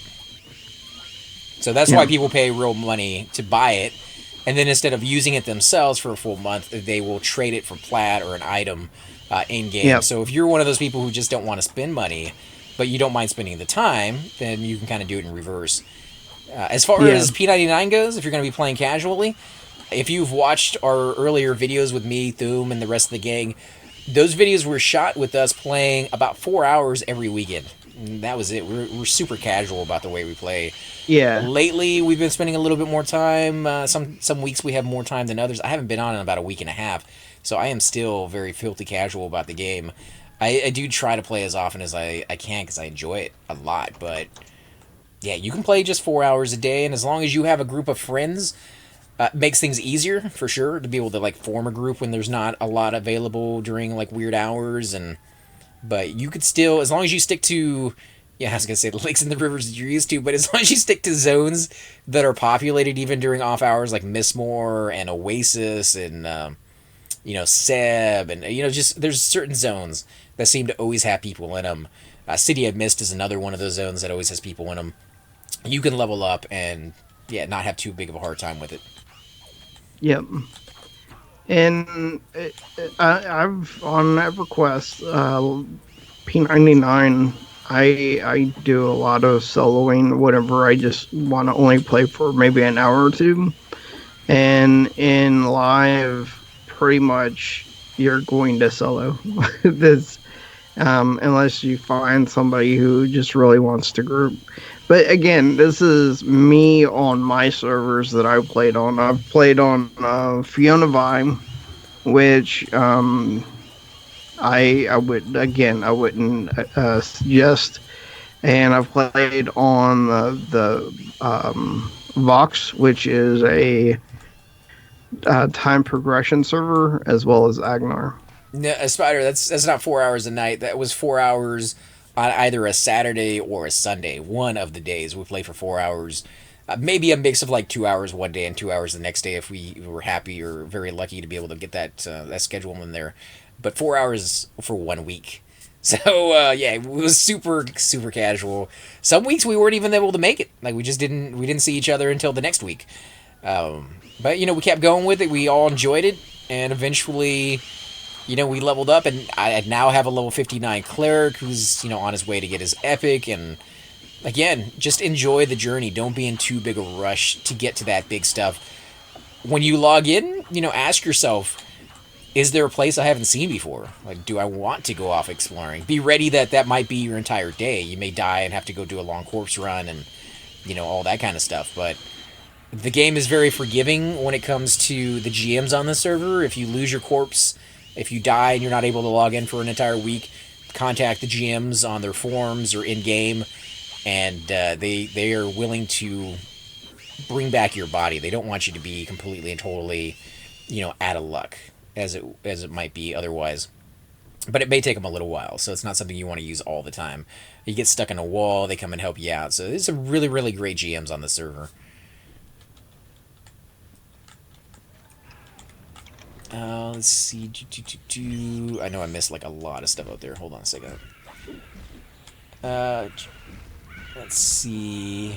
I never forgot camping the shiny metallic roads from Lower Guck at that camp, man. Jesus. If you play on P99 or an expansion capped live server, then yes, casual works fine. Bam is a casual gamer as well on P99. I'm off to the Dreamscape. Good night, 3D Punks. You're probably already long gone. I do apologize that I missed that. Reputation has meaning here. People remember things from the past. They absolutely do. That's how it was on live when it first came out. You really had to behave yourself. If you're one of these people who like ninja looted items, which was a thing, people would ninja loot like an FPS SS, thinking that I think I had an extra S on there, but they would loot it and then think that nobody would notice the next day when they logged in. It was hilarious. There was one guy on our server that just everybody hated. I don't know if he looted a lot of items or he just ticked off a lot of people, but every time he entered a zone, you would see an OOC or a shout saying he entered the zone. And shortly thereafter, you would hear train moving around the zone. Be careful unless you're so and so. Like they were blatantly trying to train this guy, and they would train him over and over and over again and kill him to the point that eventually he changed his name. He used one of those potions that you had to pay for to change your character's name, and Sony was really really horrible about hiding information back then. So you could go online to I forget what they called it, but you could like see what people's characters were and who they had on their account and like a whole bunch of information that you probably shouldn't have been giving out. So that didn't work for him. Eventually he had to just quit, I guess, or create an entire new account with somebody else's name under their credit card information because they were going after him strong. So reputation is definitely a thing. I haven't seen anything to that extent here, but that's because, again, the community is great. Like, it's amazing. So nobody really goes that far out. Did you have anything like that, Cypher? Like crazy people who were just like, I don't care about my reputation, and then it like came back to bite them? Or did we lose Cypher? He might have fallen asleep. Yeah, we've had people on the server do that. Like, I don't know if you remember back maybe a year ago, there was a guy who got into a huge war on the forums and said that tonight I'm going to show you an exploit that allows me to throw throwing stars 1,000 times a second or something like this, instantly killing mobs. So he ends up getting on, and people were like saying things to him, and finally the GM decides to pop on. We didn't know at the time that they were on, but they were in Viz, and you see him pull Sergeant Slate, instantly kill him, and then Agnar like gets up next to him, boom, and then he just bans him. It's awesome. Those are the best times though, when people are trying to get themselves to be taken out. Yeah.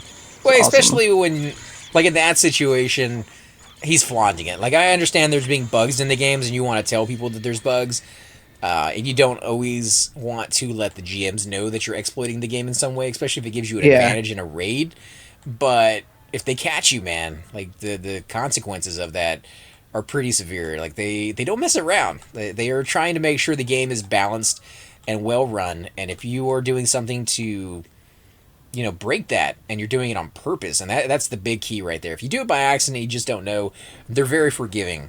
If you're doing it and you know that you shouldn't be doing it, then they are definitely not forgiving. So just kind of be nice. Do what you're supposed to do and enjoy it, because the game is not perfect. It never was. Sony didn't fix all the issues.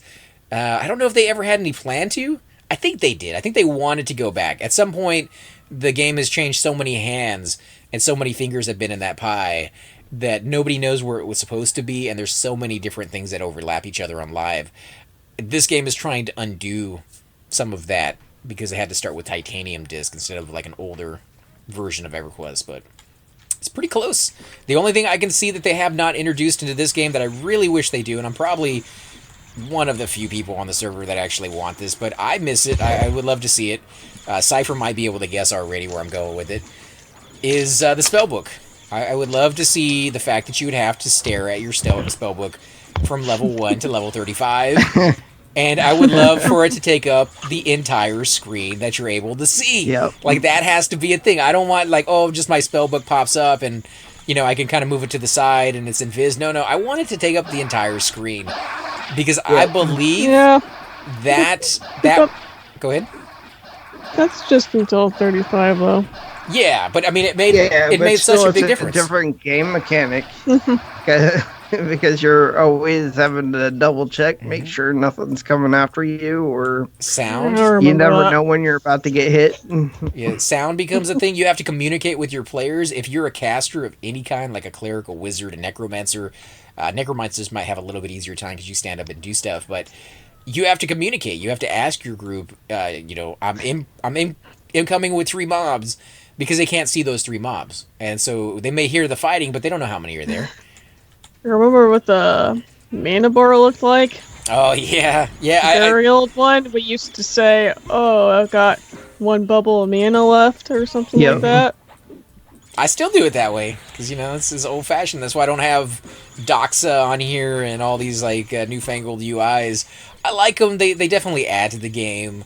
You can do more in-depth things with them. There's a benefit to having them, but there's also a benefit to having some of the old-fashioned UIs in here. It would be hard though. Like even wanting that, I still realize that I am seeing about 6, maybe 8 times more of the screen now than you would with that one, with the same size screen. Like it cuts off a lot of your image. So, well, also they were made for 15-inch monitors as well, and smaller. Yeah, because I think the size was around 1200 by 720, or even less than that. Well, and one of the other things that changed with the monitors, I heard Sirkin talk about this a couple of times on his streams. The reason they haven't been able to make some of the zones as dark as you guys will remember them being dark, because people used to stop at the entrance line and wait until Kit the Core Forest was bright again. Not only because it was undead at night, but because you couldn't see anything. It was so pitch black. There's just no way you're running through that zone without running into like a tree. You might be running into a tree stuck in a corner without even realizing it was that dark. They haven't been able to reproduce that because the monitors themselves were different. So the lighting is still the same, but because the monitors are more advanced, it comes across as lighter. Yeah. So maybe they can incorporate, a darkness level of some kind into the game for certain zones to reproduce that effect, but that's something they have to do like bit by bit. I remember when I first joined the server, the devs were messing around with the lighting, and they made it so dark that I could not see anything in front of me, even on my dark elf that has ultra vision. And I'm like, holy shit. Yeah, it shouldn't be that dark, so clearly they got some hurdles to overcome on that, which is probably why they put it off on the back burner, like, we'll mess with that maybe at a later date. And the brightness on my monitor was turned up all the way, and I still couldn't see. The brightness on the monitor in the old days made no difference. Like, the game itself was just dark. You could make it a gray dark, like the grayness has, or the darkness has like that brightness to it, but you still couldn't see anything. That's the way it was supposed to be for certain classes. Well, yeah, especially as a human. Yeah. I as a erudite on Fever, I don't notice anything. I don't have the problems that that you would think that you would have as an erudite. Just doesn't seem that bad to me. Yeah, even Ivers just mentioned like erudites are blind in this. I mean, you can go into the game settings and set the game's brightness. You can actually do that. Well, what I mean, I can tell whenever there's a spell that I get that allows me to be able to see better. I can definitely tell the difference between that and normal, but it's not unbearable like I felt it was back in the day. And also the same with the humans and the barbarians. I thought the barbarians was the worst because of the fact that they lived in the snow. But those items, those items became valuable because of that. Like, you couldn't see, so you actually had. There's a ring that drops, I think, in Soul A that nobody even goes for. Like, they're completely worthless. But it gives you night vision. That used to be so valuable. Everybody had one of those rings on them for traveling. Just for traveling. You put it on and be able to get through zones and then take it off when they get back to where they're going. But I remember always having a lantern or a fire beetle eye or something on me. I missed the lanterns. When you mentioned that, I just started smiling. I was like, wow. Like fire beetle eyes and those fire light stones or whatever, those things are what people use now. But lanterns, when you couldn't afford one of those or you didn't know those were light sources, you'd be able to buy that from an NPC. It was fun walking into a house and talking to an NPC, buying a lantern, walking out and seeing that glow around your character from the item that you're holding in your hand. Yep.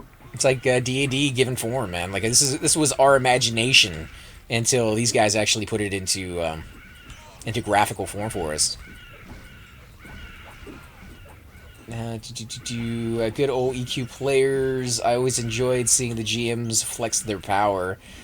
Spider Fear, I have EQ Titanium. I think that's what you need to play on P99. Yep, that is exactly what you need. Install the 4-disc for Everquest Titanium. Go on to the website for Project 1999, and you download. It's like 2-3 files. They're safe. I guess I probably shouldn't say they're safe. They are safe for anybody who's ever played before. I've never heard of any issues. That might change one day if hackers get a hold of it, but it's relatively safe. Take it in for what it's worth. Download those files. You delete like 3 or 4 other files. Lava Storm is one of them because Lava Storm was changed for Titanium, and we're using the classic version. There's 3 other places you delete as well, and then you're ready to go. You're good to get into the game. So it's not too complicated. There is a walkthrough on their website, and I've done a video for it too if you want to follow along with that. It takes you through every step and how to install the game.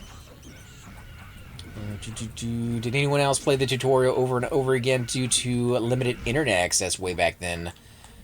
The tutorial. You talk about later on when they created that little dungeon area that you would start on live? That was kind of a long time after the game came out that they started doing that. Yeah, but not everybody started at the same time.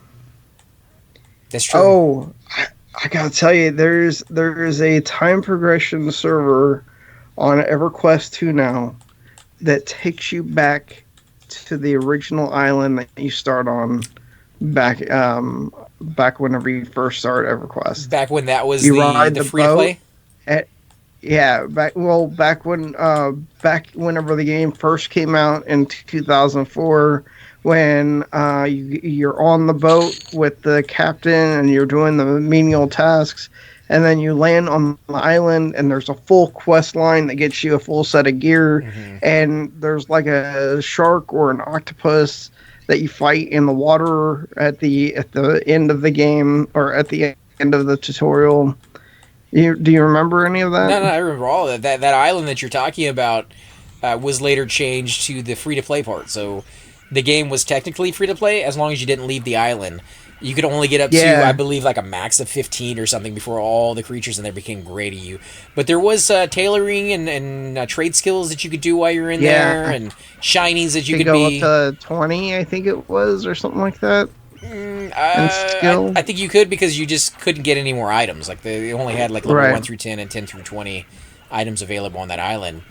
It was fun. I liked that little area. There was an instance in there where you got to try your first little dungeon type of thing with players, and a few quests to get goblins, I think, and I guess, and then you could collect like skulls or something and create the blob. That was the hard one. The water. That was a hard one. Most people didn't know about that. But anyway, that's something. If I don't know if you have full access or not, but if you do, the time progression server is probably where I'd want to try.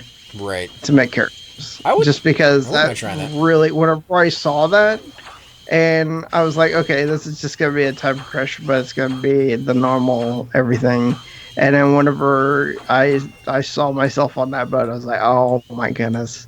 And it was all the old graphics for the character models. You can still change it whenever you get to the island, but still, it's pretty awesome. Is Touch It being mean to Tax? I mean, I think Tax is doing a fantastic job, so I don't know what he's talking about, but... Yeah, I mean, if the warrior can't hold aggro, that's not the rogue's fault. It's a hard job. Warrior's not even really tanking. I mean, I don't want to say Touch It's doing anything wrong either, because I think he's doing a fantastic job too. But I think our group has been rolling along. Yeah, Tex took a little bit of damage there, so maybe he's just trying to remind him to drop aggro or something. I don't know. Oh yeah. You guys. Oh man! Which reminds me, I was gonna go to sleep or something like that. Yeah, I mean, we kept bringing you back into it. EverQuest, man, it has a way of just grabbing hold of you and say, "Nope, no sleep for you." But yeah, go get some sleep, man, and I'll see you tomorrow night. Yes, sir. Because me and Have a good Cypher... day, all. All right, night, man. Me and Cypher are going to be playing on Everquest 2 here in a little bit, a few days. We've had some requests. We played Everquest 2 for a long time together, so that's really anything new, but we're going to start back up in just a little bit. We're also starting a Minecraft server, which we're going to recreate EverQuest, classic EverQuest towns. And I don't know where we're going to go with it. It just sounds fun to us. You know, we like Minecraft and we like EverQuest, so mixing those two together, it just sounds like a good idea. It's going to take forever to do it, but it should be pretty fun. So is EverQuest 2 even worth it? That is a hard thing to describe. Best thing I can say is if you ever played World of Warcraft and you like World of Warcraft, then EverQuest 2 is a lot like that. That is the direction EverQuest decided the money was in, the future of gaming was going to be in, and so they try to replicate EverQuest 2 as much as, or not EverQuest 2, World of Warcraft as much as possible, which is weird considering that World of Warcraft was based in largely part on EverQuest. If you listen to the people who created it, they say they drew a lot of inspirations from EverQuest. So for us as a gaming industry to kind of do that, you know, one circle eats upon the other one and it kind of feeds upon the next one. It's kind of cool to see, but weird in the same way. But EverQuest 2 is fun. I played that one for a long, long time. EverQuest Live, I stopped playing around the time EverQuest 2 came out, mainly for the fact that the servers that I was on seemed to be dying. Like, all my friends that I knew were gone. There wasn't anybody in any zones. Anytime I would log on, there might be like 100, 200 people in the game at all. And it's a pretty big game at that time. So I thought, you know, okay, this MMO has had a nice long run. It's the first kind of MMO I've ever played. And maybe this is just the destination that every MMO will reach one day. Is like they go through their heyday and then eventually kind of fade out and, you know, into the distance and nobody plays them anymore. So I was like, I'll move on to the next one, Star Wars, EverQuest 2, you know, World of Warcraft, those kind of games. And I did for a long period of time until I, you know, got that nostalgia factor. And I'm like, you know, I really want to play that classic EverQuest. It kind of came back to it. And lo and behold, EverQuest was going strong. You know, Live still has lots of people on it. EverQuest 2, you know, I think its heyday is long over with. And I heard that it had been dwindled down to one server, but somebody told me a while back, just a few days ago actually, that there was actually 4 or 5 servers on EverQuest 2, but so few compared to where it used to be. They used to have hundreds of servers on there. Now to be dwindled down to maybe just a handful shows the population. But it's fun. I definitely like it. It adds more depth, more storyline to the universe of EverQuest that you might already kind of know and love. And it keeps it going. Like, it keeps it going in different ways. But it's definitely easier to be casual kind of player about it, for sure. You can log on, and in like 30 minutes, you can do a lot. You can get a lot of quests done. They did take their namesake very serious, EverQuest. So EverQuest 2 is questing 99% of the time. Like, yeah, there's raiding and there's grouping, but nobody grinds in that game. Nobody goes out and just kills lava beetles for like an hour, 2 hours to get experience. Doing one quest most of the time will get you like 1/4 through your level, and you could pick up like 60 quests at one time, and a lot of them overlap each other. So go kill lava beetles for one, we'll be killing lava beetles for another and another one. So you might be able to finish off 6 quests at the same time and get an entire level and a half out of that. Yeah, it's crazy experience. You level up really fast in that game. Let's see. Erudites are playing. We saw that one. Came with classic EQ as an offline tutorial. I do remember the offline tutorial. Wow, I have not thought about that in a long time. I don't think I ever played it. It was there, but I always figured if I can be in the game, I'd rather be in the game. I know I started a Cunark expansion. I'm not tempted by EQ Live. I need the old Freeport. Dude, Cypher, if he was here, he'd be railing against Freeport. He absolutely hates it in so many ways. I think the only person... Nonal too. Nonal is the only other person I would say that would hate it more. He does not like what they did to Freeport. I'd have to check it out. I mean, really, the only thing I know for sure that they added in there was the binders, the soul binders, so you don't have to ask for another player to bind you. Just one more way to create a divide between the community. And as I said many times before, EverQuest Classic, every part of this game, whether they meant to or not, and I think they meant to, but every part of this game really drives home the point that you can't do it alone. You can do a lot by yourself if you're playing the right class and you have the right skill, but you can't do it all by yourself. And you're going to have to rely on somebody at some point, which builds the community. It makes you, force you to get out of that bubble, that ease of like, I don't have a lot of time, and just talk to another player. And you'd be surprised about how often just talking to another person, you develop a friendship just from that alone. So I love that they force that upon us, because as human nature, I think it is us to kind of build fences and walls from other players and just do it by ourselves if we possibly can. Let's see. How did the person find the random bottle located somewhere randomly in Ocean of Tears? I think Nivers has the answer to that one already. I think he knows. When Live first came out as EverQuest, nobody knew anything, and I remember people just going back and forth across the oceans in Ocean of Tears and just seeing what was down on the bottom, just swimming for hours upon hours just to see what was there, and then doing it again the next day to see if anything spawned while they were gone.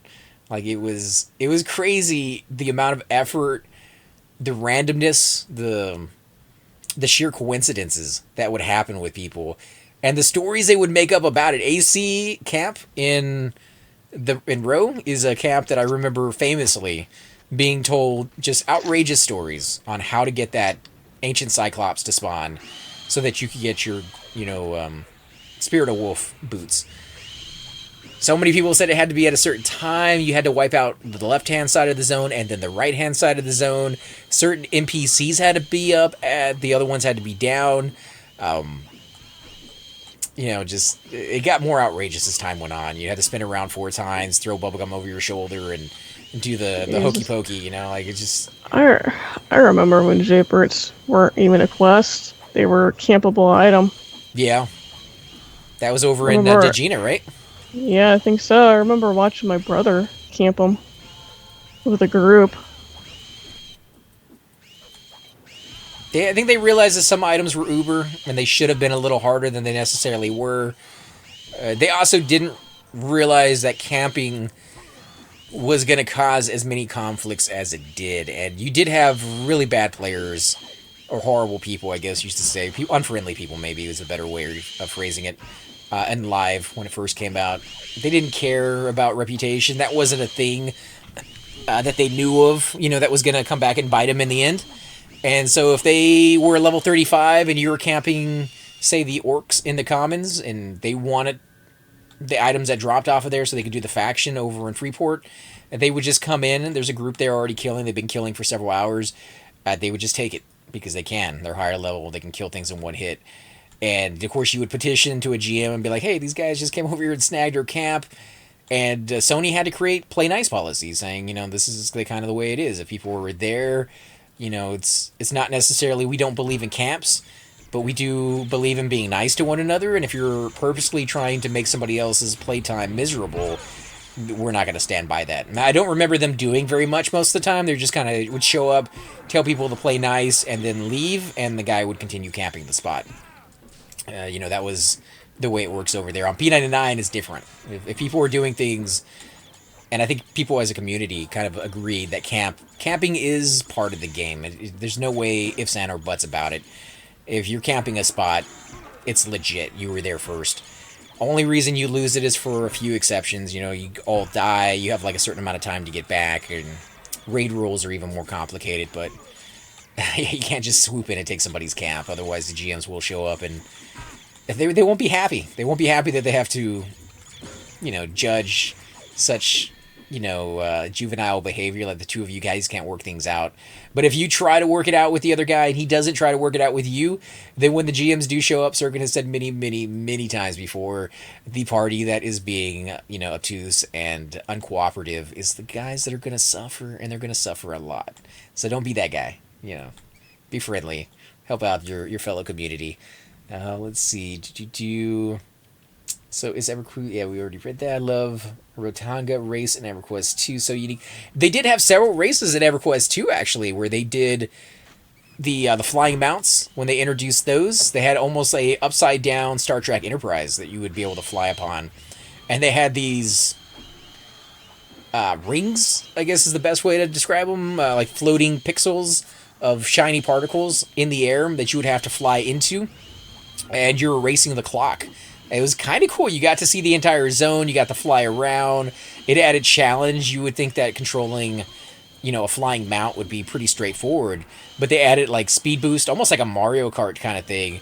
You couldn't destroy anybody. You couldn't shoot like red shells at them. They did later on kind of introduce things that you could do to yourself. There was like lightning bolts that you could pick up. One would speed you up. The other one would stun you and kind of slow you down for a certain amount of time.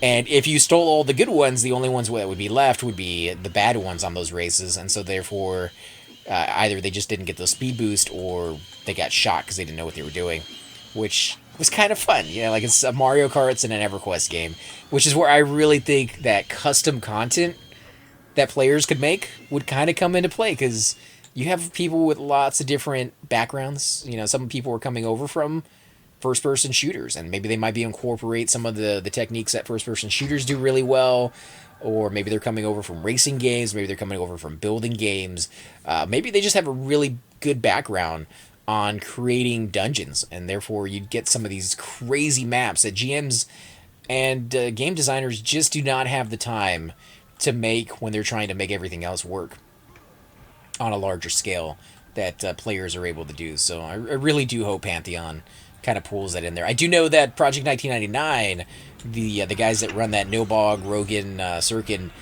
they have all mentioned that at some point they would like to incorporate. Let's get this enchanter. They would like to incorporate some custom content, but with the overall feel of classic. So it's going to be hard. I think they really should stay away from creating items that would change the game or change the dynamic of the game. But at the same time, I've seen expansions out there. Instead of just giving you better items, they create different items. So instead of poison resist, you get fire resist. Instead of fire resist, you get illusions. Illusions that don't hold any sway to the way the game works. I don't know. It's hard. It's hard because everything in this game has an effect on something else. And if you're creating custom content, it'd be hard to say, what are you going to bypass as a result? What are you going to make obsolete, or what are you going to make less valuable because now you have something else that does that in a different way? But I've seen too many times where MMOs always try to outdo themselves. EverQuest 2 is a prime example. They came out with Great Divide. Great Divide, one piece of armor at that level was better than every piece of armor you were wearing if you were raid geared before that expansion. That's too much. Like, you don't need to go overboard that much. You don't need to devaluate the peso to the point where you need a wheelbarrow full of money to be able to buy a loaf of bread. It's the same thing they were doing with their stats. Now their stats are ridiculous. Their stats are like 15,000 for stamina, 15,000 for agility, and so on and so forth. And that's for one piece of armor over there. Whereas in EverQuest, it really comes down to like 1 AC, making a huge difference. What about you, Tara? Do you see anything that you yourself would be able to maybe bring into custom content if they gave you the ability to for future games? Like, would you have the desire to create dungeons or maybe items themselves? Maybe you're big into creating like plush animals or housey items or something along those lines. I don't think I'd really be good at designing dungeons.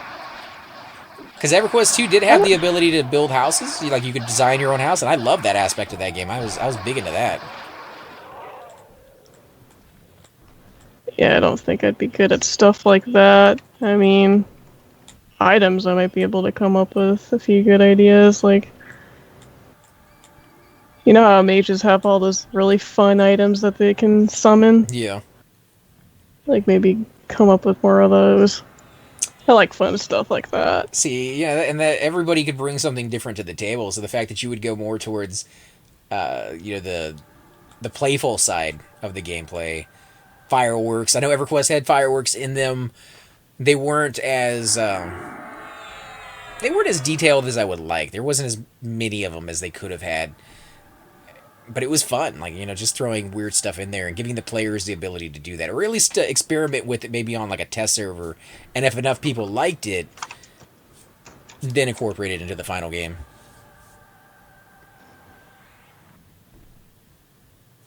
Let's see, what have I missed? EQ was a lot of fun. Oh wait, I missed some stuff up there at the top. Good luck on making Skeleton in Minecraft. All the zones in that zone or in this game are going to take forever. We are talking about vanilla WoW when I was talking about earlier. Oh wow, that is a lot of experience. That's actually on the low end of experience when we're talking about Everquest 2 with the amount that you get from a quest.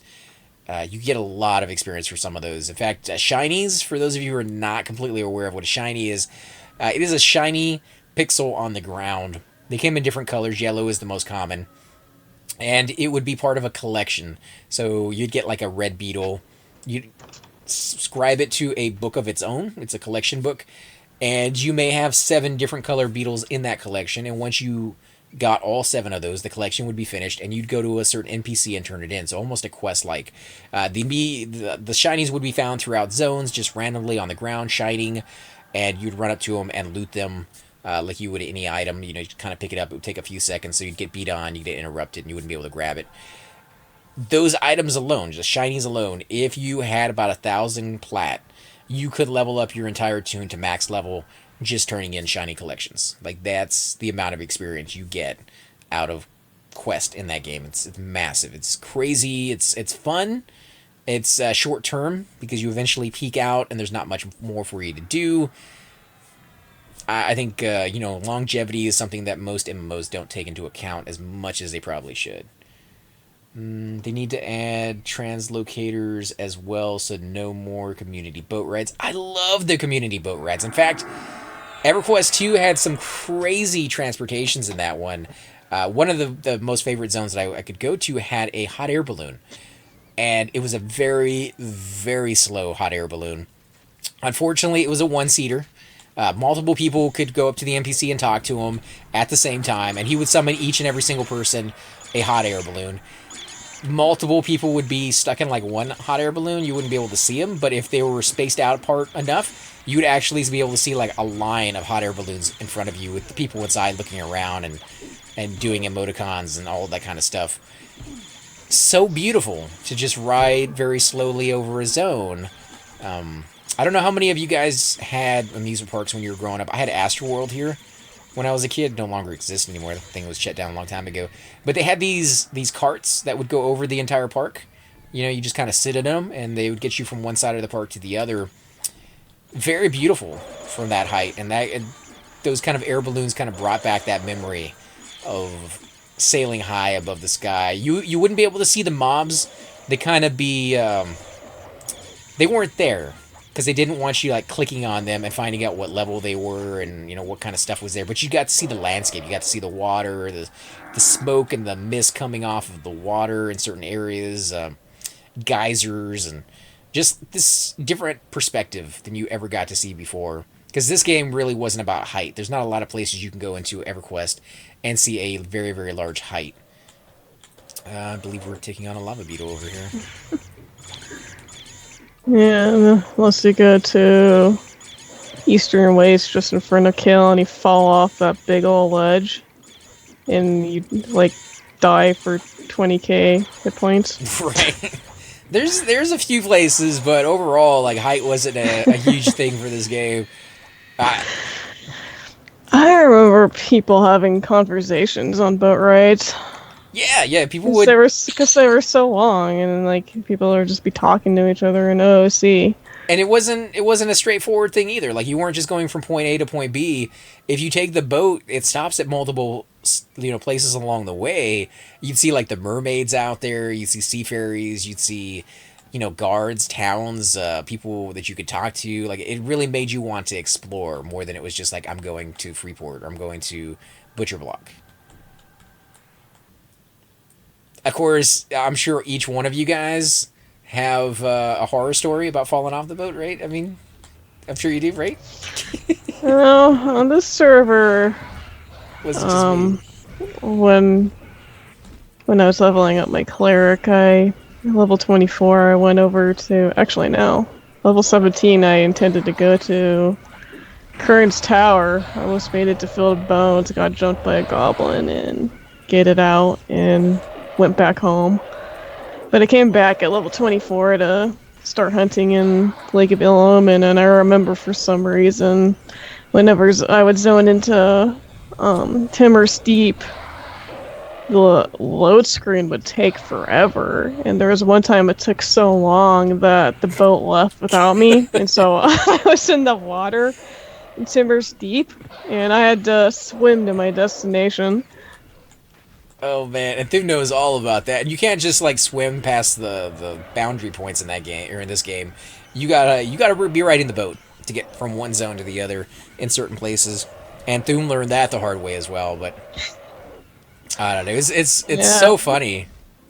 And then there was one time I needed to go to the quest island for cleric epic turn-ins because somebody was waiting there to MQ to send a scroll for me. And I was running over there, like swimming over there, and trying to follow the map and the coordinates. And I zoned into Fariona V and discovered that I could not zone back out into Timber's Deep. Yeah, it's crazy though, because if you think about it, you actually had an experience where you went to travel, and this game is massive because it takes a long time to get anywhere, so it just feels bigger than it actually is. And it's pretty big to begin with. But I mean, you had the experience where you went to go to some place and you didn't quite get there. You actually had to gate out and come back after you've gotten a little stronger. Like the journey itself was a challenge. I can't name another game out there where that's a thing.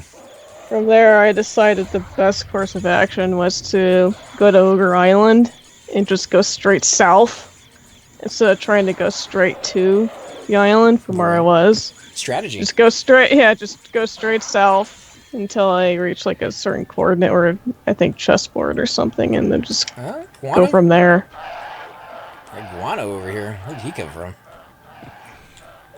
So big.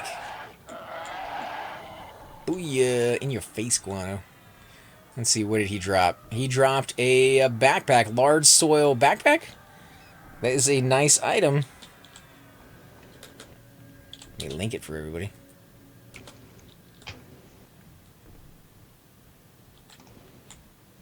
Go ahead and random 100, guys, if you want that one.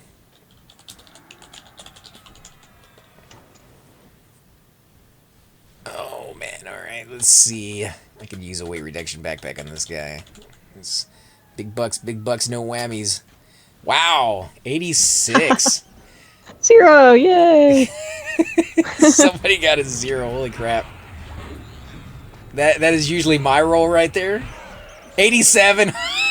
Congrats, Cordy. Congrats, man. Beat me by 1. 87, that was a good year. Why, you little... Nah, it's a good backpack, man. That's going to be good for you. Man, think about what that backpack is sold with.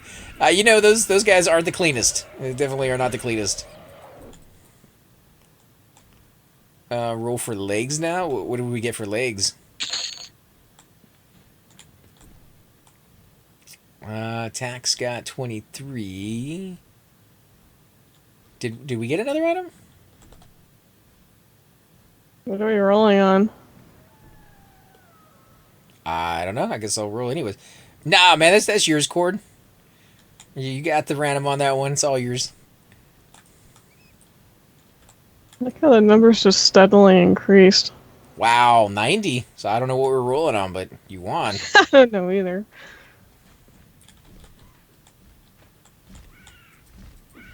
Let's see. Did you... yeah, Mystic Potato... I think I missed some stuff up there. Let me go up. EQ was a lot of fun. I can wear those. What are they? Black chitin leggings. Ooh, nice. Link up so I can see the stats. Yeah, I guess I can. Interesting.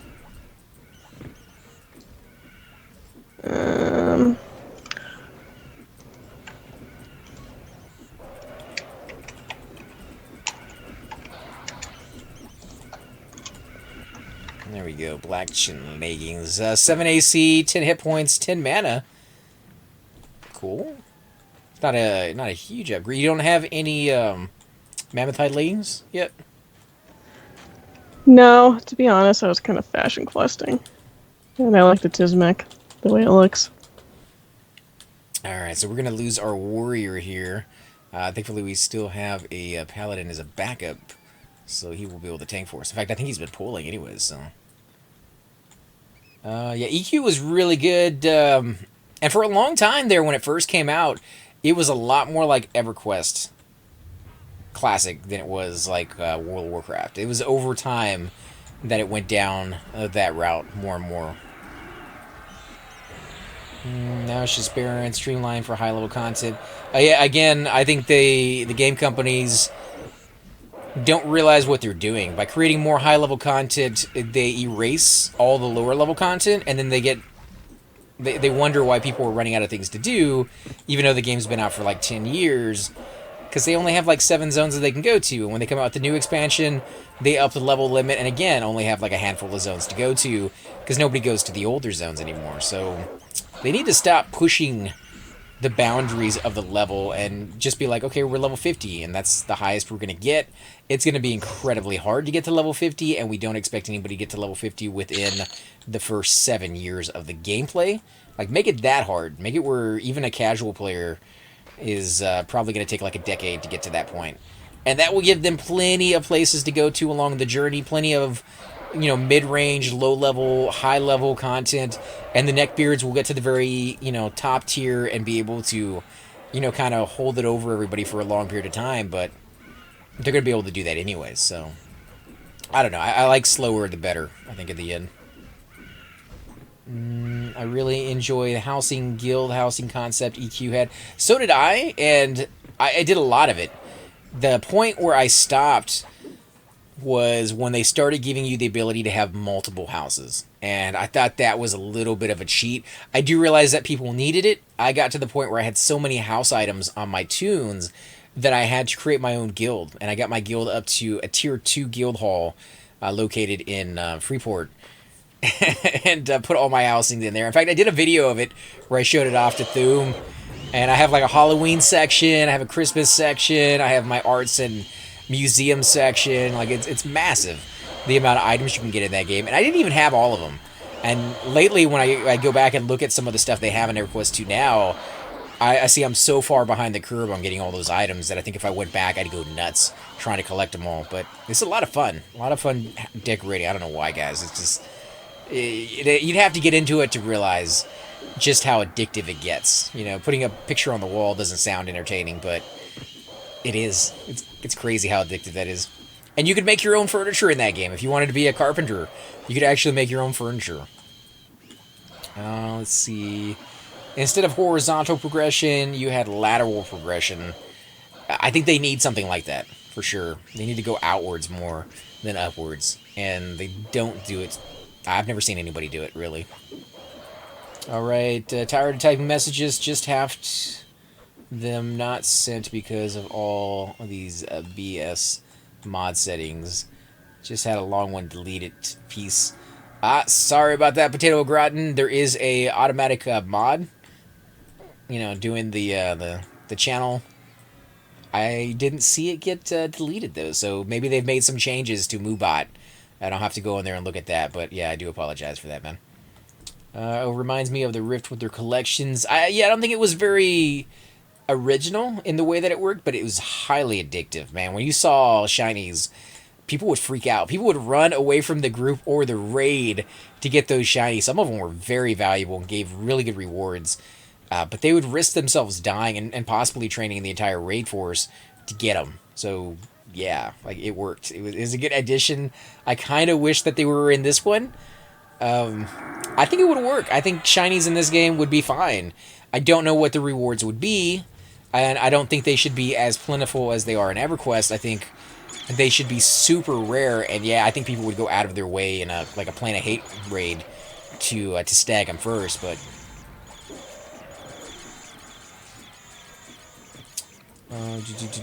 Astroworld, Texas. Yeah, Spider Fury, I am in Texas. I am in Texas. Houston, Texas, to be exact. So Astroworld was a thing. We had Waterworld too for a long time. I loved that place. But they eventually closed it down. I went to Astroworld every year when I was a kid. We had season tickets. You could bring in a Coke can and get them for, I think it was like $4 for a season ticket. It was super cheap, man. Oh my God, prices when I was a kid. You know, oh man, get off my lawn, kids. But I feel so old. It was crazy. The things were so cheap, and they were fun. Like I liked Astroworld. I liked it. I remember when gasoline was under $1 a gallon. Yeah, 98 cents. 98 cents when I was going to college. 98 cents. That doesn't mean a lot though, because gas prices skyrocketed in like the course of like a week during all that craziness that was going on, and they went up to like $12, and then back down to $7, and now they're a little bit less fluctuating, but I still see it fluctuate like 30-40 cents, which is outrageous. Like as a kid, if gas prices fluctuated 30-40 cents, the whole country would have been like thrown into disarray. But now that's just the norm.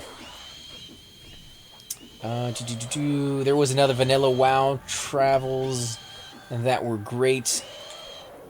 I think a lot of games have really put in some effort to creating content for traveling that is very unique and enjoyable.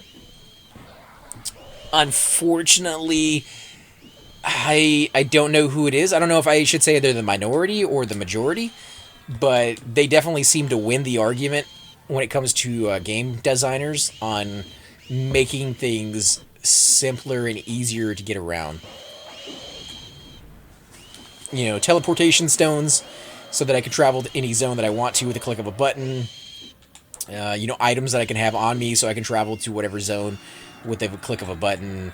Everquest 2 went that route too. I'm throwing too many twos in there, but they went that route with paintings, stones, teleportation, druid rings, wizard spires, NPCs that you could talk to and instantly teleport to any place within the game, period. Every zone was available to you. Very, very nice to get around. You could group with your friends a lot more. But once that became a thing, I never traveled anywhere on foot. I never went anywhere from one zone to another. I never had long runs. Never got to see a lot of places because just if I didn't mean to go to that exact zone, there was no reason for me to ever pass through it. And that's kind of a sad thing to see. Like I don't think I've really ever hunted in Kith except for once, and that was just for fun. But I've traveled through Kittikor Forest many, many times on my way to and from places.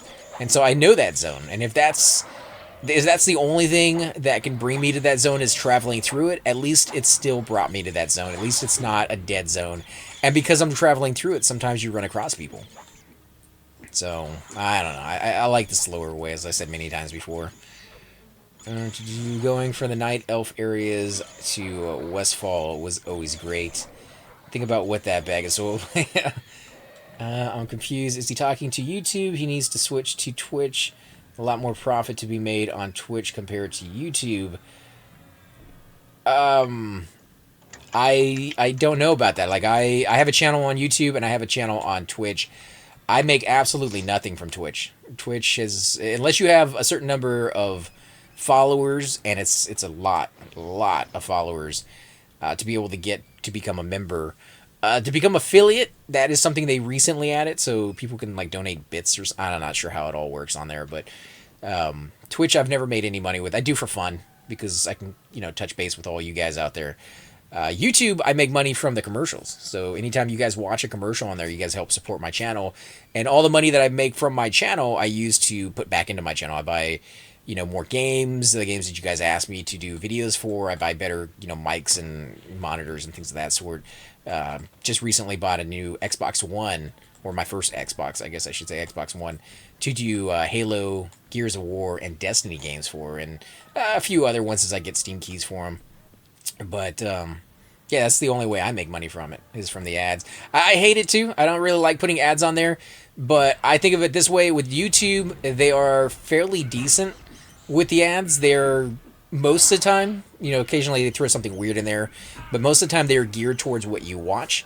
So from now, since like the time I started, the ads that I get are video game ads or movie ads. Like I don't get anything else. And those are things I'm actually interested in, so I usually end up watching the ad anyways, just because it sounds or it looks like something I'm curious about.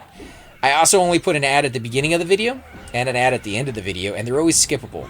So at worst, you'll watch 5 seconds of an ad, and then you'll get like a 30 to 40 minute video. At best, you watch a 5-second ad, and you get like a 12-hour video, uninterrupted with no commercials in it. So it's always up to you. You guys can use ad blockers. You can skip over the ads. You can do whatever you want. But it does help support me when you guys do watch them.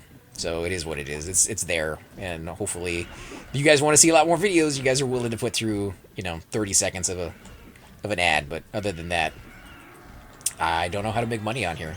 Like I'm not gonna ask you guys for money. Although I have had some really, really nice people donate, which is mind blowing. You guys are actually willing to do that. Always nice to find a group of people to play with. Hard to find sometimes. Yeah, and you guys are always welcome to come join us. We do try to, put together some raid forces. If Nibirus is still watching, he might be able to let you guys know when he will be doing his next Siren's Grotto raid. That was a open raid that he did for 2 weeks in a row. I think it went fairly well. There was some bugs we had to iron out from the first one, and then the second one, we got even further. Nibirus leading that raid got even deeper into the zone. We didn't quite make it all the way where he wanted to, so I don't know if he has ideas on like how to fix that or get even further into the zone. But it was fun. Siren's Grotto is just a dangerous place. It's a hard place to move around in. We done one in Kale for the Plate House. It's a common theme that we go in there very often and open that up to anybody who wants to join. Terrafina can talk about her guild if you want to let them know what your guild does every month. The open kill raid.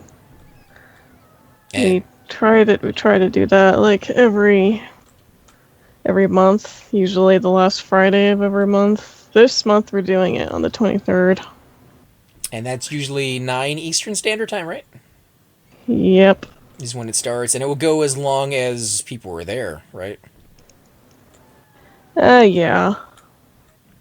Which last time I believe was like 4 hours. It's a lot of loot that dropped in 4 hours because they were killing like crazy. You guys had close to 100 people in your raid force during the peak, hours, the peak times of that raid.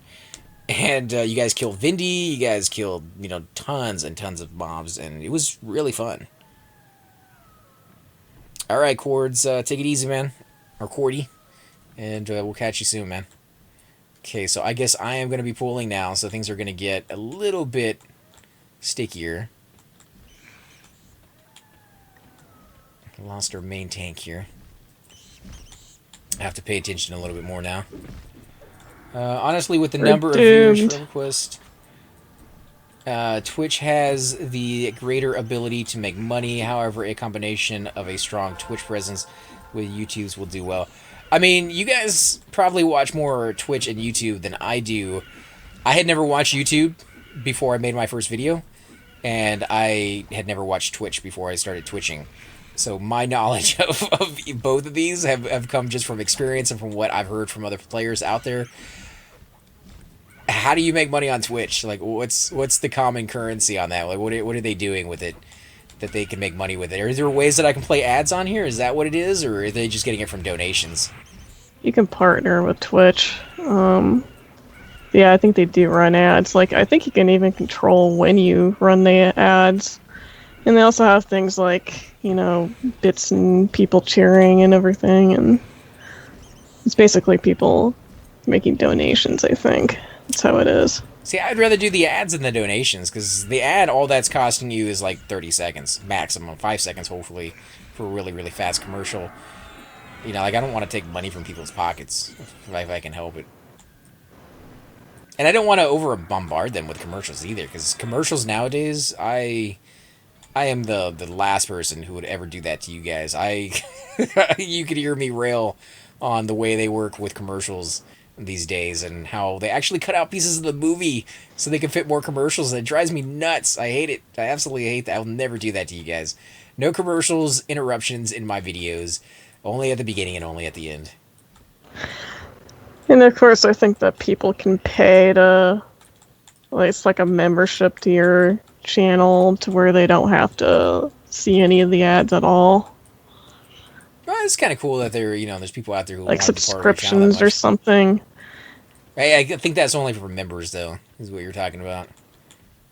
Yeah. So I think that's what he was saying. As a YouTube streamer, I'll probably never get that many viewers on there, and I'm okay with that. I'm absolutely 100% okay with that. I do, like I said, the twitching for fun. I like being able to touch base with all you guys out there. Oh, that was Super that said that. Hey, man, I was watching you earlier today. It was a good video. I definitely like watching. Gets me back in the mood to play Everquest. I was telling these guys. There's very few people out there that can get me psyched about playing a video game, and just watching Super Bits is just one of them. Wow, Bob. Never actually got to say hi to you ever. Not that you know who I am. He might. You've done videos. And if you're watching and you feel like coming out and joining us, you're more than welcome to come over to Soul P, level 40s, and doing some groupage over here. Pretty decent experience, anyways. Chandler's heading out. Okay, yeah. He's probably not getting the best experience. He's level 50-something. So Superbit says, hello, I've heard you on YouTube, so he has heard you before. Nice. I feel I feel like a celebrity nodded at me. And he's famous, man. He was doing videos long before I was. He'll probably still be doing them long after I have been out of here. So, I mean, his stuff is, I don't know, there's something very relaxing about his voice. It's weird to say that to another guy, but it's true. All right, here we go. Sounds so cultured. Yeah, I'm totally not. All right, here comes a lava beetle, and I will see what I've missed over there on the side. People watch whatever he plays, though, really. Hey, mate. I think I missed something above that. Although with huge streamers like Ko... I've watched Ko with the Pantheon streams, and his stream is amazing. Like, I love the things that he has incorporated into his player. He has, like, a little symbol spinning on the top right. I mean, they're probably little details that most people don't even look at, but from somebody who's tried to stream and, try to incorporate those little aspects into their stream, his is beautifully done. Like, I don't know how long it took him to get to that point, but it is very well set up, and he runs it very well. Like, he doesn't talk over people. I have a really hard problem with that, to make sure that there's no silence. I talk over people sometimes, and, it's just not nice, and it's not a good habit to be into. And he doesn't do any of that, so... I don't know, I like it. I think he's earned what he's gotten. Whoa, are you dotted? Watch your health. Holy crap, yeah. I've been healing you this entire time. And... Oh, I've been slain by a sonic bat. Woo. I was healing you the entire time, and your health was not going up. I didn't have no dots on there. I just looked at it a second ago. I did have regen. I was about to hit feign. And that did not work very well. Oh my god, I'm bound in Kale. Why did I not bind somewhere closer? Alright, well. I was checking out the math for YouTube videos with ads before. Very true, bringing a lot of new people to the game that have never played it before. I think I'm just going to evac, to be perfectly honest, because I don't have the mana to deal with this. Yeah, you might have to. Where's your cleric bound?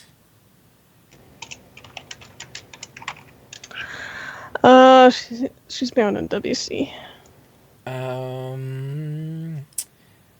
I could get you to neck. I mean, that's as close as I could do. Let me switch over to my wizard, and I'll pick you up in West Commons. If you don't mind, give me a riz. I don't mind. Otherwise, I'll have to run all the way from Kale. There's a lot of boats involved, and yeah. Juju, very true, bringing a lot of new people to the game that have never played it before. Yeah, apparently Cypher's letting me know that he's in that guy's guild. He's in Ko's guild on Agnar, and there's over 1,000 people in his guild alone, which is just mind-boggling. That is crazy. Just 1,000 people in one guild. is something I've never even heard of. The fact that they could do that. Like that's the majority of the server. Like we might have 1,200 to 1,600 people on the game at any given time. He has the entire server's population in just his own guild. Alright, I am in next, so I'll teleport over to Commons. Yeah, so we invited Superbits Bob out, and then we died instantly. I did let him know that there is kind of a running gag that we kill Nibris anytime he comes out to join us, but I think it would be better said that we just kill anybody who comes out and joins us, and not just Nibris, because he's not singled out or anything. That's probably less likely to ever have him come out and join us on a video, but you should definitely be prepared for that. I think you're at the Druid Rig, right, Tara? I accidentally evac us to South Row because I thought that I had lava up. But I just ported us to lava. Okay. Alright, that gives me time to get over there. Yeah, Vision, 1K people in a guild. I'm glad that I'm not the only one blown away by that. Oh, come on.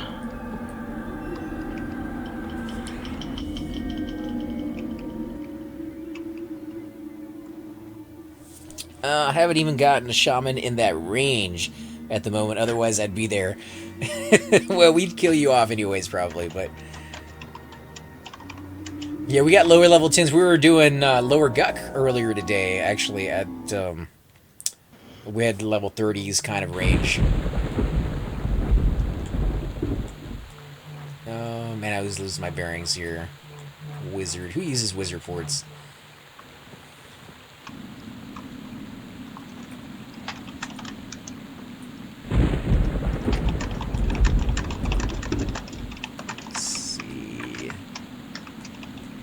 I did bake this guy for one of the sole purposes of being able to teleport my friends around, and he has like the least... Go ahead. Actually, maybe you should have had Tax drag your body first. I mean, I'm sure he'll stick around, but... Yeah? Yeah, let me... Oh, I can't give him consent now. I don't know, I'm liking the footage of your Enchanter. I know you're big and hardcore into shamans, but... Enchanter's kind of relaxing. Seeing how you can get experience from two mobs at the same time and letting them do a lot of the work for you, it's pretty clever. I don't know who came up with that first, but it's a good strategy. Jeez, can't believe I had evac to South Row up thinking it was Lava Storm. Well, for your defense, we were in Lower Guck earlier, and that is the evac you probably want. Yeah. Yeah, Patsman, I'll definitely give you consent once I switch back to the right tune. Otherwise, I just give you consent for Sir Blast, and it's not gonna... Alright. I'm in WC. Where at? WC. Well, I know, but like where in WC? Oh, the Wizard Spire. I ran over to the Druid once. Come back.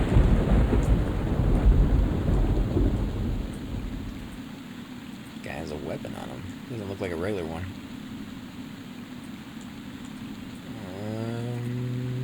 There we go. So do you think you could ever play the game again without having a pocket cleric? Like, are the rezzing of your corpses, it's kind of like a necessity, right?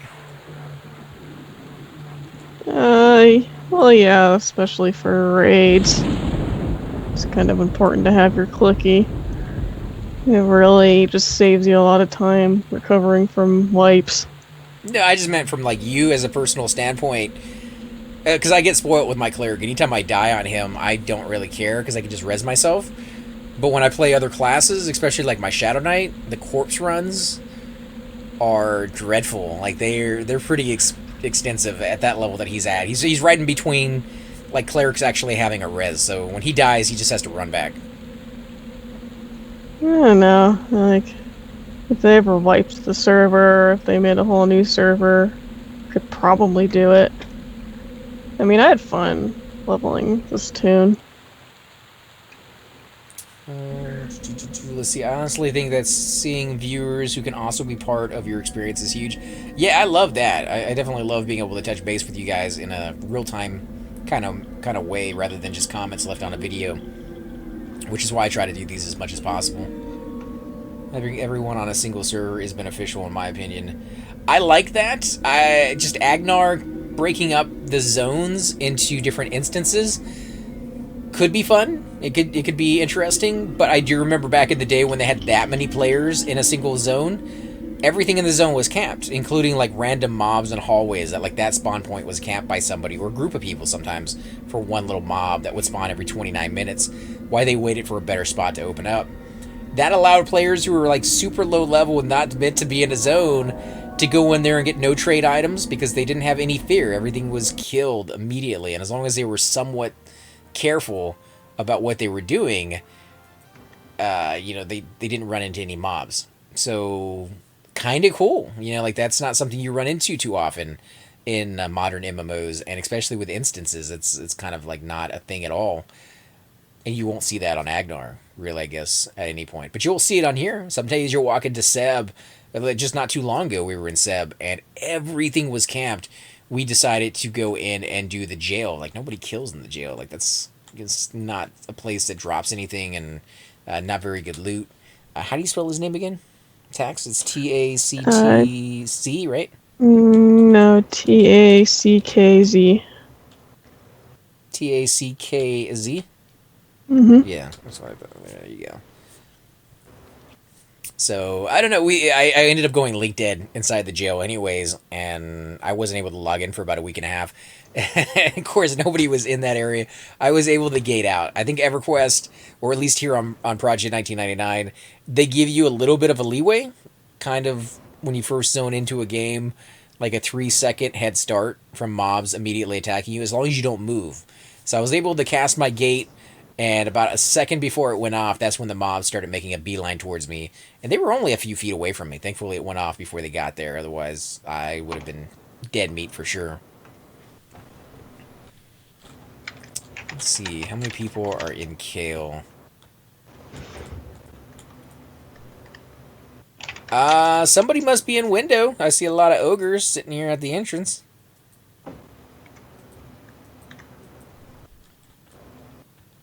You think that's what's... Oh, yeah, they're all Aftermath. Look at that. Oh, there's Awakened in there. 3 Awakened and 3 Aftermath. Are they only allowed 3 players per? For what? I don't know. It's just weird that there's 3 Awakened and 3 Aftermath. For Kale, I forget what the name of that guy is. The guy on the right-hand side of the zone. The one that sits on his throne. That ogres always rush towards. What, King Tormax or something? That might be his name. Where's the imaginary line? Oh, that's the imaginary line right there. Several people have their foot over the imaginary line, guys. Just, heads up. Cypher, or not Cypher, if Circuit's watching, you guys... You got X-ray vision, you can see that invisible line? Yeah, it's right there. You guys can kind of see the imaginary line. And they got their foot over. Red guy's disqualified. Let's see, what's his name? Ivan is disqualified. The other guy, I think he's floating above it too. Yeah, I have no idea what the raid rules are. For all I know, they were allowed to stand on that just fine. But guys, we're going to go ahead and wrap up the stream here. We're going to get rezzed up and healed up and then probably call it there for the night. Pretty good night so far. If you guys want to go back and watch the stream, you can find it here on Twitch. You guys will be able to access that in just a few minutes and watch the earlier part of this episode if you want. We got through a lot of subjects, had a lot of questions tonight about other games that we're going to be starting here soon, our opinions on a lot of topics. It was actually really fun to be able to talk to you guys as much as we had tonight. I wish we could go a little bit longer, but it's getting pretty late. It's 3 in the morning here for me. And yeah, maybe Super Bits will be starting his stream here in a little bit, and I'd love to be able to watch that for a little bit before I head to bed. Thanks for the stream. See you soon. Nice stream, AC and gang. Had some fun. Have a good night. Definitely Red Cloud and Vision. For all those other you guys out there that are watching, it's always a pleasure.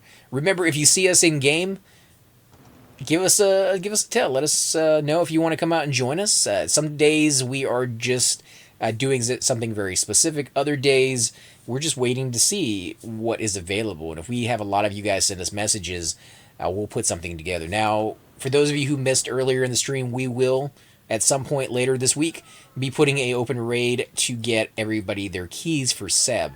So there is no level requirement on that raid. If you have a tune level 1 to level 60 that does not have a key to Seb, let us know. Come out and join us. We're going to pinpoint that day. I'll talk to the guys tomorrow, find out what time and days that they have available. And if we get the right classes, we'll do it earlier. We might do it multiple times this week, actually, because I know a lot of you need them. So bring your tunes out, have some fun, and hopefully enjoy your newfound experience in Seb, which is a great zone. Till then, guys, have a good night, and we will definitely catch you next time. Theaters.